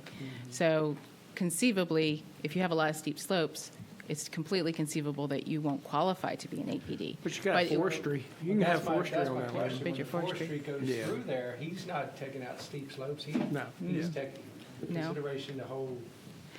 And in the draft, in the old rules and regulations, you had to have meet soils criteria for woodland suitability groups. Those woodland suitability groups are no longer designated in the USDA soil survey, so we cannot use them. Therefore, we have, in the draft, moved to certification by a designated forester. And they're going to certify the suitability of the property and the growth of the trees and ensure that it is of marketable quality. And so we will accept that certification for APD designation. Let's just do it in-house. If they don't like what we come up with, they can go hire a surveyor. It's an option, yep. We will still need a map exhibit for the recording. It won't completely eliminate the need for them to, it will not be to the level that's needed for a survey. Nope. It will not be a designation of a field survey for designation of wetlands, but they will still need a map exhibit as part of their package. So I presented you with some pros and cons. We've had a lot to think about. Jason has mentioned 1 and 4. You've mentioned you want to give them some choices. We really need direction so that we can move forward with this document in fashion or another to revise it, bring it back, whatever we need to do. So we would like to know what it is the board would like to do. Well, with 1, you got to figure out how much you're going to pay. There's a That's lot the of only moving thing. parts in So one. leave it at 4 then. Just give an option 4. I'm fine with that, with adding the fact that the county will do the wetland side of things as an option. I mean, there's We gotta can be some add additions to that it. we can use the best available data in-house, or they will have the choice. Yeah, option to. That works. And they can have the choice to, what I'm hearing, correct me if I'm wrong, what I'm hearing is that we give them the option to receive the bonus funding from PAR if they do have the survey done, or, Yeah. and then Yeah. if they choose not to have the survey done, they only get 90%. Yep. And then at some point in the future, if a new survey is done proving otherwise, they're still They eligible. would receive the funding, Yep. Yeah, if they can submit at that time. because that benefits both parties. Yes, they can resubmit to, okay, And if it comes back under, we'll never hear from them again. we'll never hear from them. It's just a work session.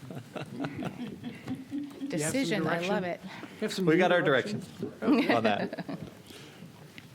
GIS map, get you some direction. Okay, all right. So again, we are here to discuss the options to address residential density. We've seen this slide before. As you know, public opposition was received to the draft regarding changes to lot and dwelling entitlements for existing APDs. There was a lot of concern about that from the public, and there was concern expressed from this body as well the last time that we were here. It's a top concern for the community. And in response to those comments, in August, we developed several options to consider to address those concerns while still allowing for changes to the rules and regulations. Those options are shown on the slide. This is the same slide that I presented last time, to allow the first tenant house built on the APD to not count towards density and only count additional tenant houses in the rules and regulations. To remove the 1,500 square foot size restriction on tenant houses in the Calvert County zoning ordinance. To remove references from tenant houses completely from the rules and regulations and simply reference the Calvert County zoning ordinance for the applicable regulation. Or to proceed with a tax amendment to the zoning ordinance for clarification and consistency between tenant houses and ADUs, preserved and unpreserved properties, and to address concerns regarding the treatment of existing tenant houses. At the September 30th work session, we discussed the options proposed, potential impacts to existing APD owners, and those concerns were expressed again. Staff had indicated that of the options shown above, a combination of 1 and 2 may be the most advisable alternatives for addressing the issue. And while the BOCC broadly discussed density and a desire not to impact current APD owners, a consensus on the path forward did not appear to have been made. We were requesting the BOCC provide additional feedback they may have and provide clear direction as to which options the staff should pursue. Are there criteria to determine a tenant house, the occupants?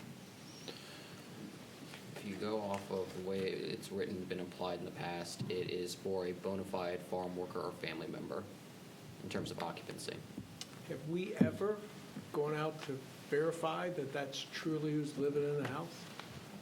I've never knocked on anyone's door.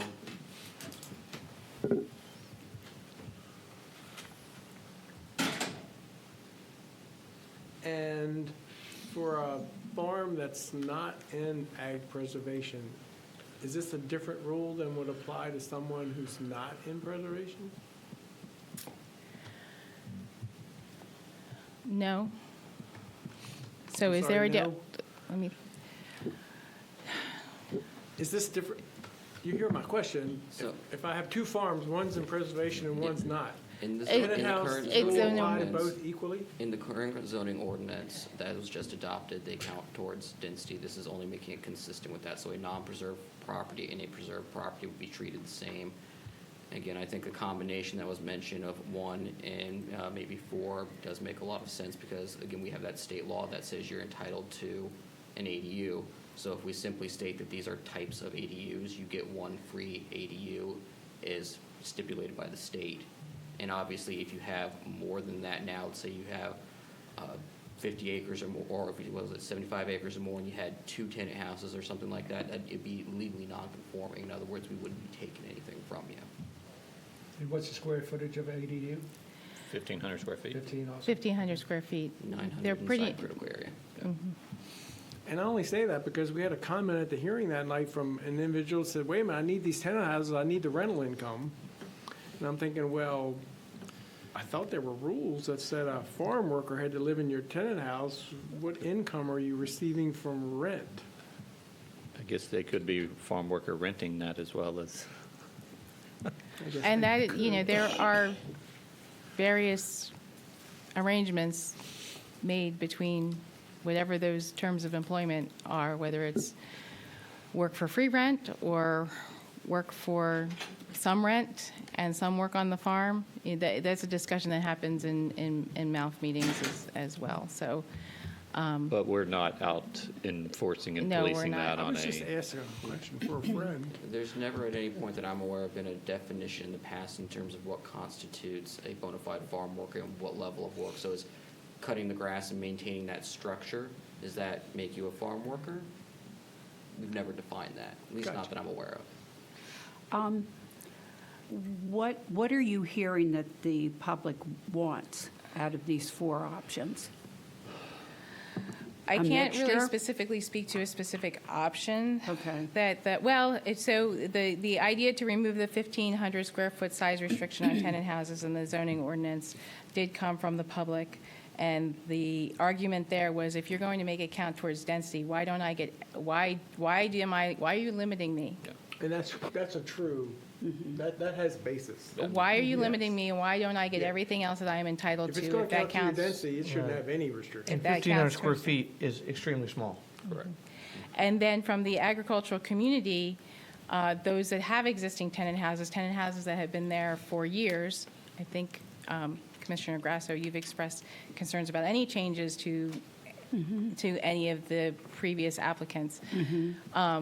For those in the program for the past 30 years or so, if we count those tenant houses towards density, then that can impact how many lots that they would get that had, that they believe that they would be eligible for under the program. It would change those entitlements for them. And that is the majority of the concern. And that really comes down to the specifics of what they're doing in the property, because that's not always necessarily going to be the case. Because again, you're going to have legally non-conforming status, and you can also do any number of things or at least the county and the customer combined, can do a number of things to try and work around that. Let's say you have a theoretical 60-acre property. It has never been subdivided, but it only had one original house. They built 2 tenant houses. They could theoretically be at max density, but one,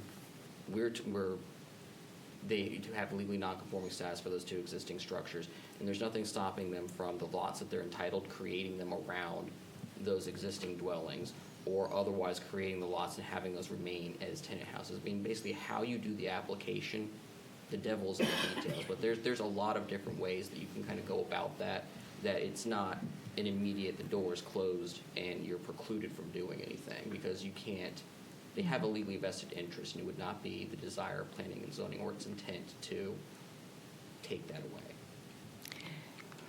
But and there has been concern expressed from the agricultural community that, that option to keep those properties viable in agriculture, they don't want to see the door slammed on that, having that option to have that help on the farm, to keep the farm in agricultural productivity and to keep it viable. Back to a little I get earlier, it. Commissioner Hart brought up family conveyance. Mm-hmm. Do you have a official term in zoning that for a family conveyance? And what does that mean? Like a family conveyance lot, or just? Mhm. Yes, It does we do. exist in a few different places. I can tell you from, the reviews that I've done that the zoning ordinance, at least the one previous to March, I think it still does, has to, you have to provide proof of when you're conveying to that family member. There's a form you have to fill out designating those family members, and you have to have, you're supposed to provide proof of, whether that's a birth certificate or marriage certificate, you're supposed to have proof of that family conveyance. So does a family conveyance count against your density? In an APD, yes, because an APD Yeah, and an does not APD does. distinguish between the lot types. You would still see utility for a family conveyance, but it would be for other aspects of zoning, not necessarily the APD itself. So if I do a family conveyance, that counts against my density, but if I do a tenant house, it doesn't count against my density. Well, at the moment, a tenant house does count against your density because it's in the zoning ordinance. However, with the changes to the state law on what an ADU is, the Venn diagram of what is a tenant house and what is an ADU substantially overlap. My suggestion would be to basically just say tenant houses are, push it to the zoning ordinance, and then everything is essentially an ADU, because an ADU it's actually less restricted by state law. It's governed by that. We have to allow it. If you're allowing a tenant house right now and you're making it count towards density, then the question becomes, does it get an ADU? So what do you think the community would say about that? Well, I think if you put it in, it's already in the zoning ordinance. If you just essentially make sure that the protections that Jen was talking about are in there for people that currently have them. We've only had like 3 or 4 applications in the past 5 years total, and most of them, I think, are. I've only had 2 new ones in the 4 years that I've been here. And the one, honestly, had the ADU been in place, and they could have done a detached ADU, it probably would have been better characterized as an ADU. And to be perfectly honest, the second was not, and this gets to another question about the existing APD owners and what they feel that the rights that they have and the things that they don't want to lose. A farm family had an old tenant house. Their son was coming back to help work on the farm, and they wanted to tear it down and replace it. And those were the only 2 that I have come across. I think the ADUs, as Jason is suggesting, do have the ability. I just think we need to clarify that these tenant houses, allowing one per the state regulation and clarifying that the old ones are grandfathered, and recognizing the commitment of the farm community and the structures that they already have that exist, and allowing them to continue to use them, and not impacting the lots that they believe that they are entitled to. What are your square footage restrictions on the ADU? It's 1,500 square feet. 1,500 square feet. Same as the tenant house at the moment. There's slightly different language between the two and if we do, as We could Jason clear up. suggested, we can clear up. Yeah. One is gross square footage and one is enclosed something or other. But that can be adjusted and cleaned up. And that does differ in critical areas. State law trumps us, and they have it capped at 900 square foot if you're in that overlay. Which is in, Let's go back to the recommendation on this. What was the recommendation on this? So it would be to, So you mean the recommendation from the Ag Board? Yeah. Well, the recommendation of the Ag Board that simply moved forward because the zoning ordinance was already in place. So we were counting tenant houses towards density in the recommended draft, but because it was already changed in the zoning ordinance. So we were simply making it in conforming to the zoning ordinance. But there was a great deal of public concern about how that was being implemented and how the zoning ordinance and the rules and regulations worked or did not work together. And so that's where this slide came from and why we are discussing it today. And do you think that concern was more about people that already have tenant houses? Yes. Or they were concerned about those old tenant houses counting against density, but if they're in the program, does it And- matter? then they would be It governed could, by, yeah. well, so you get into how does the zoning ordinance and the rules and regulations interact? So they're governed by the rules and regulations at the time. However, if the zoning ordinance is more restrictive, then it can still govern on top of that. However, if the existing, as Ron pointed out, if they're existing tenant houses now, then it's kind of a non-issue. I think it's legally non-conforming. I think to Jen's point, if we address it through the zoning ordinance, we should make that clear in the zoning ordinance in that particular section that that is the case. I know we addressed that. Moving forward, not Correct. capturing those old tenant houses. Correct. And actually, in the zoning ordinance, referring back to these are, if you had it prior to March 1st, 2025, when we adopted the new one, then it would Then it follow would be the. grandfathered and not count towards density and be a qualified ADU, And you think regardless of size or whatever, that we could make accommodation You think for. that'll address the concerns that you I heard think that most would of the- address most of the concern. And it cleans up your This is document, mine. Yeah, because right now you have potential conflicts Yeah. because of the state law. yeah. But for those landowners that have an existing tenant house and think that I have 3 kids, this house has been there forever. I have 3 kids, I want my 3 lot. I thought before this rules and regulations change, I would have 3 lots and I could keep that tenant house. Depending on the acreage of the property, they may not have been able to do it unless we make some accommodation.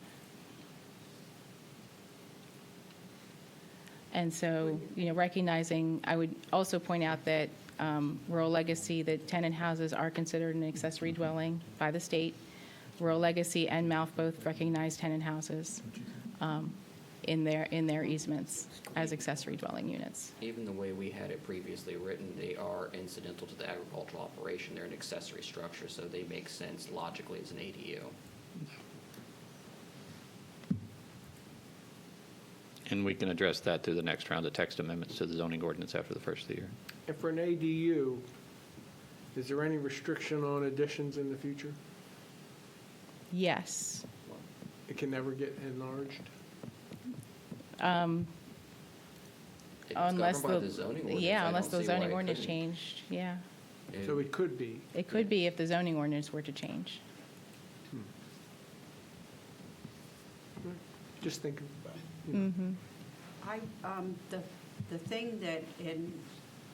The thing that jumps right out at me is number 4. Proceed with the text amendment to the zoning ordinance. I would like to see it put in a text amendment, and then we can review it and make sure it captures what we want to see. I think that's the best way to go. And I think that's what we've been talking Yeah, about. that's, Yep. Grandfather. Yep. that's correct. Yep. Exactly. I think that's the biggest concern is, and again, you had this previous discussion in the town centers, what's grandfathered? Yes. I have something, I don't want to lose it. Yeah. That's the big concern. If we grandfather those other tenant houses, think that'll take care of Yeah. a lot of it. Okay, well, thank you for, Thank you. thank you very much. Thank Oh, God I was for getting to you. that. So the conclusion, then, the staff requests that the BOCC further review and discuss the proposal, which we have done, consider the options presented, and provide clear direction for revisions to the draft or to move forward the rules and regulations as presented. We're good. So we'll make some updates and come back. We'll Yeah. see you after the first of the You year. have direction. Thank you. Thank you, Commissioners. Thank you all very much. And our last work session is Office of County Attorney, request for state legislation.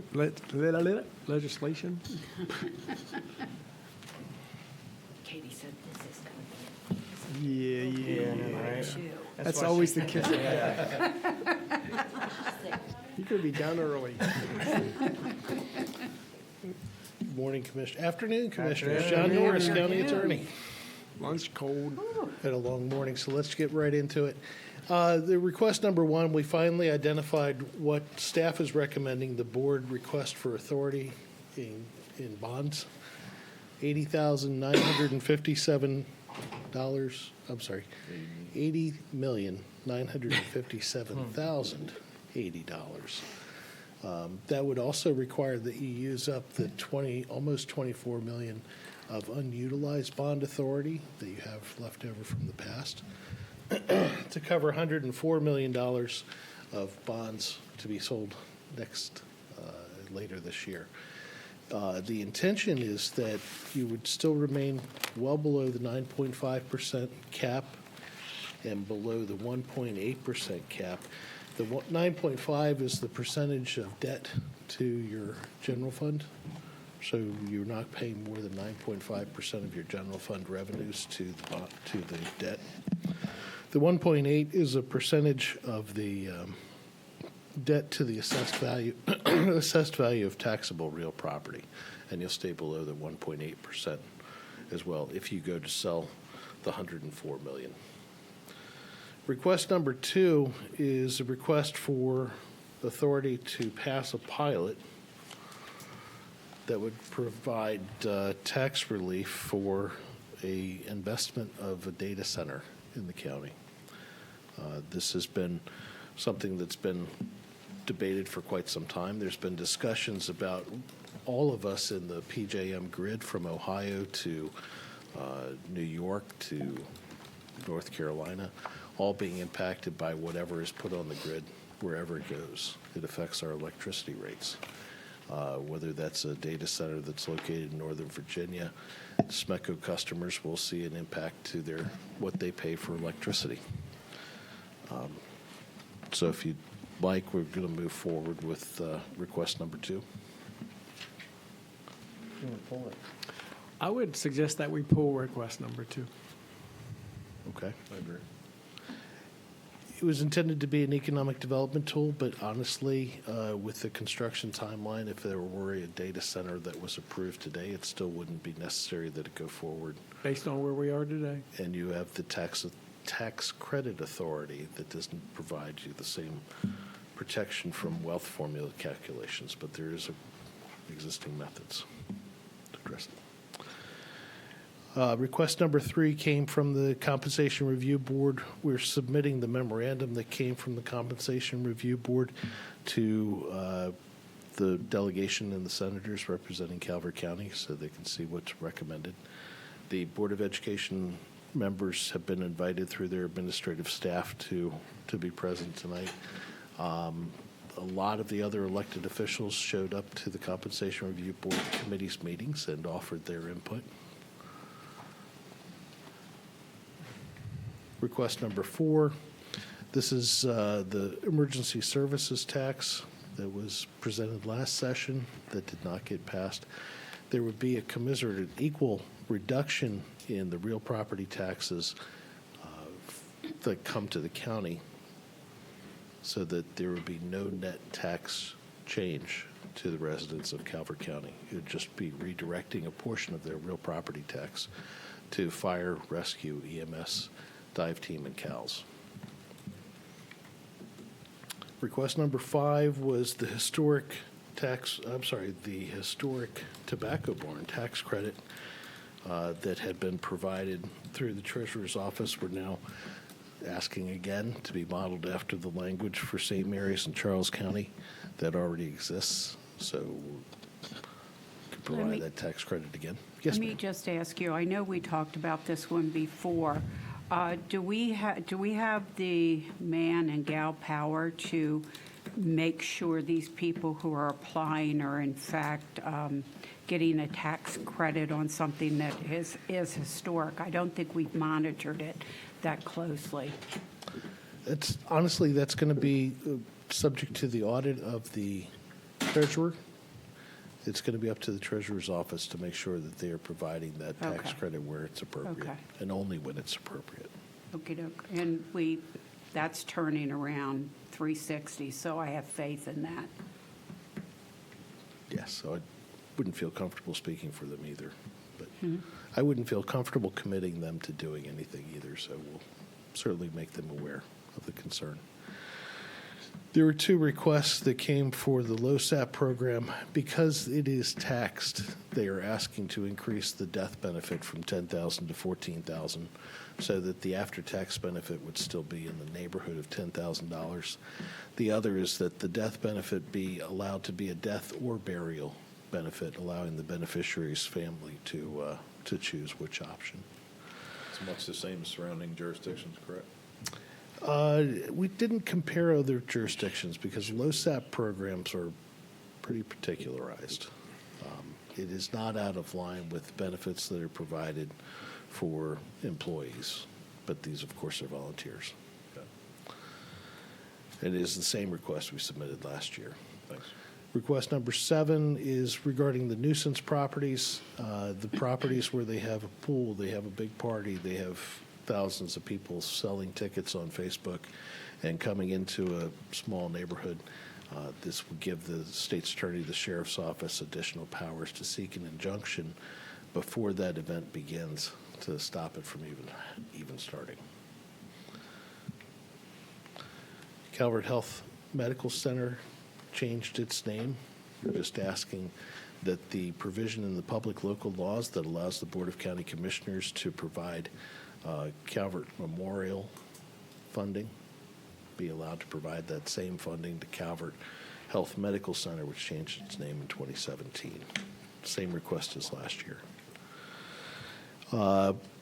Improving efficiency and consistent care of public infrastructure is a request that came in last year primarily from the Department of Public Works because they have long-term infrastructure, water towers, lines that require maintenance. And oftentimes those maintenance contracts are bid out, so we get the lowest bidder that is responsible and capable of performing the work. Under the procurement regulations that are adopted through the public local laws, those contracts are 1-year contracts renewable up to 4 times for a total of 5 years. This request is to be able to have that contract go up to 20 years in the initial term. So this is the same request as we saw last year. And finally, the excise tax relief for caregivers of aging and disabled population. So this was a request that came from Community Resources that you saw last year.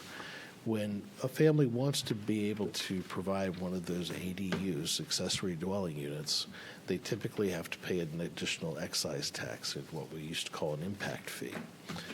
This would allow that impact fee or excise tax to be waived until such time as the ADU is no longer being used for its exempt purpose of providing care for elderly family members or for disabled family members.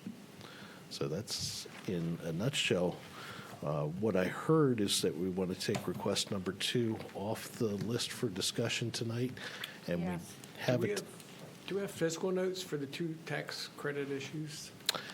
We have information that we can provide as to how the sale, if the interest rate is 4%, how the sale will impact those 2 criteria for the cap on percentage of the general fund and percentage of the county's real property revenues.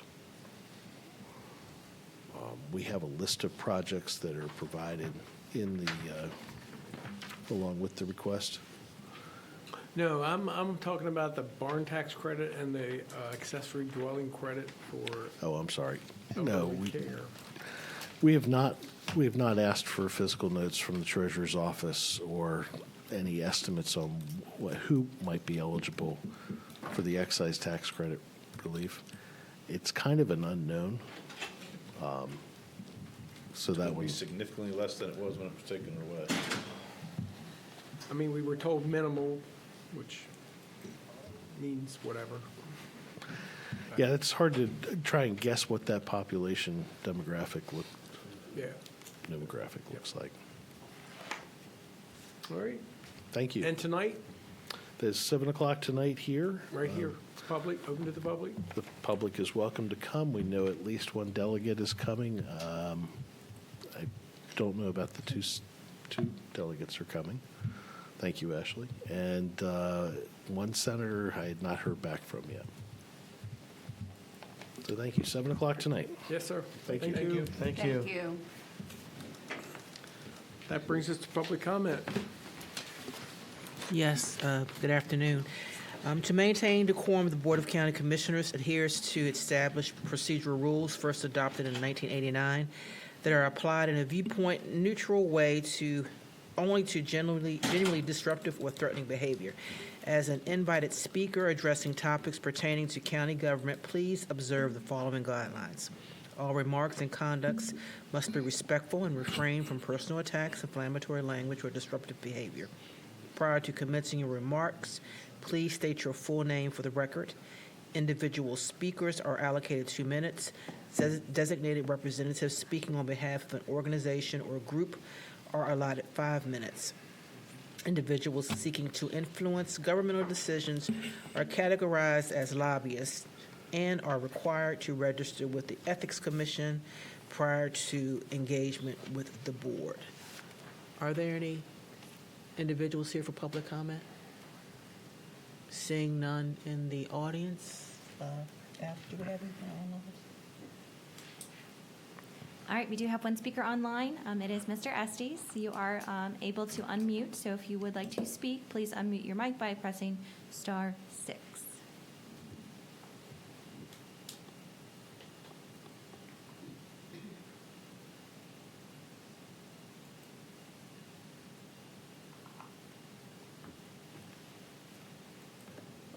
Maybe not. Final call, Mr. Estes. *6 to unmute your mic.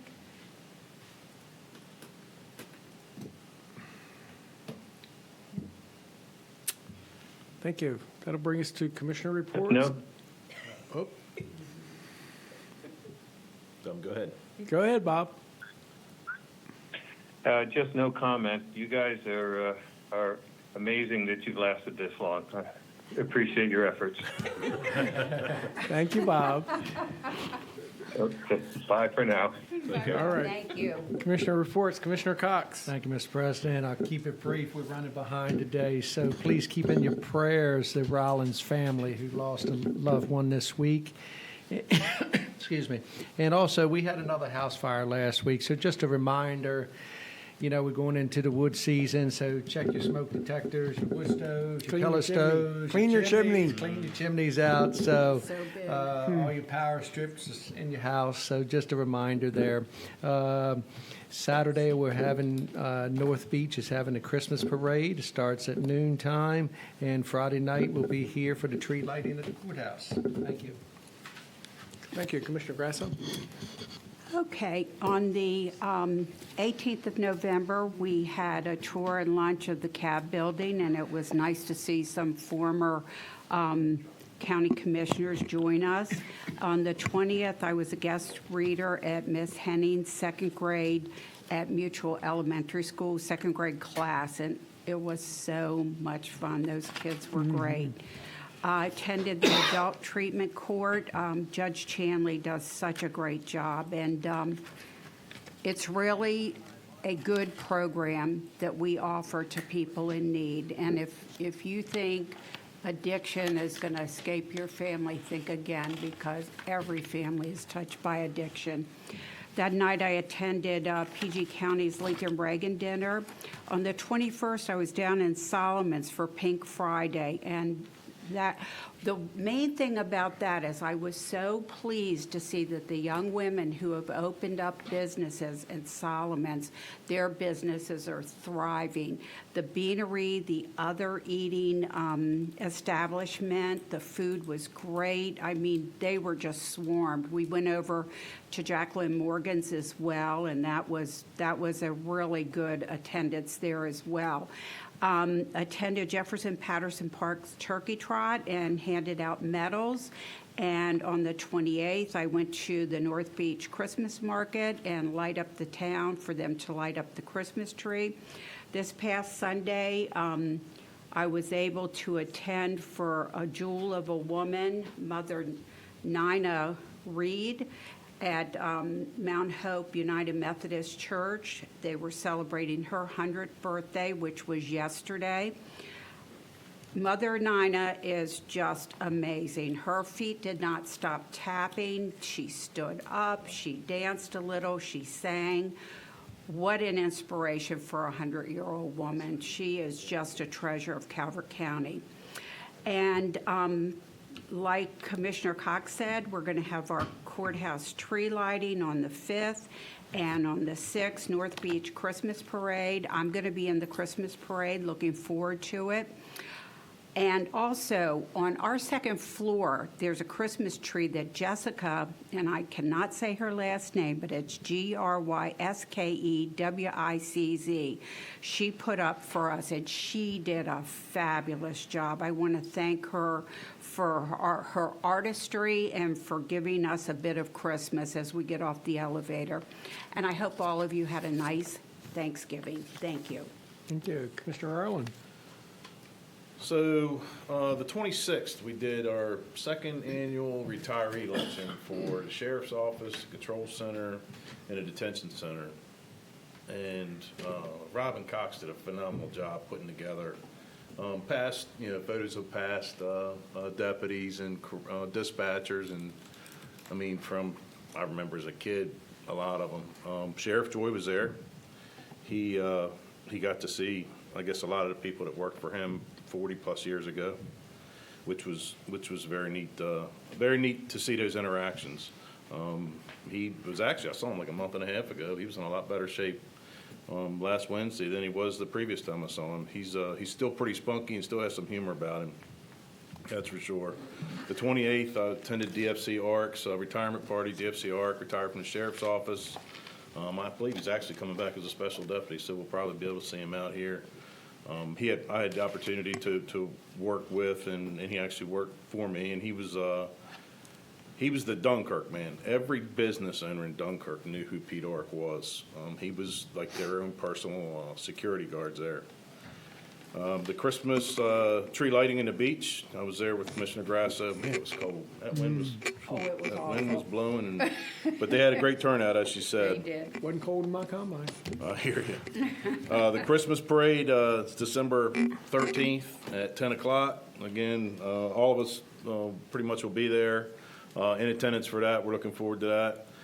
And as Catherine said, she actually attended a church service with Miss Nina Reed for her 100th birthday, and I actually was able to attend the party yesterday and give her a citation. In addition to the citation, the Senate actually sent something down, as well as the House of Delegates. So I was able to present those citations to her as well. It's funny. She walks in, and it was like there was probably 40 or 50 people there, and she was saying hi to everybody, shaking hands, and like I said, walked in at 100 years old and went up front and sat down, and it was neat. It was neat to see all those people come together. And while I was there, I actually had the opportunity to talk to a lot of the attendees who go to Calvert Pines daily. Some of them live there, some of them commute there, and everything they said was positive. It was good to hear that. In fact, I relayed that to Jennifer Moreland this morning. They do a good job. That Office on Aging does a good job. As caretakers care about the people that they care for, without a doubt. So that's all I have. So I too attended the reading at Mutual Elementary School at third grade, actually my grandson's class, and of course I read a book about farming, and I never miss an opportunity to educate while I'm reading. So when the class was over, it was very gratifying. This little boy came up to me and he said, "I learned a lot today." I said, "Well, thank you very much." And the next day, my grandson said, "You know what? My kids thought you were the best." I said, "All right." That's great.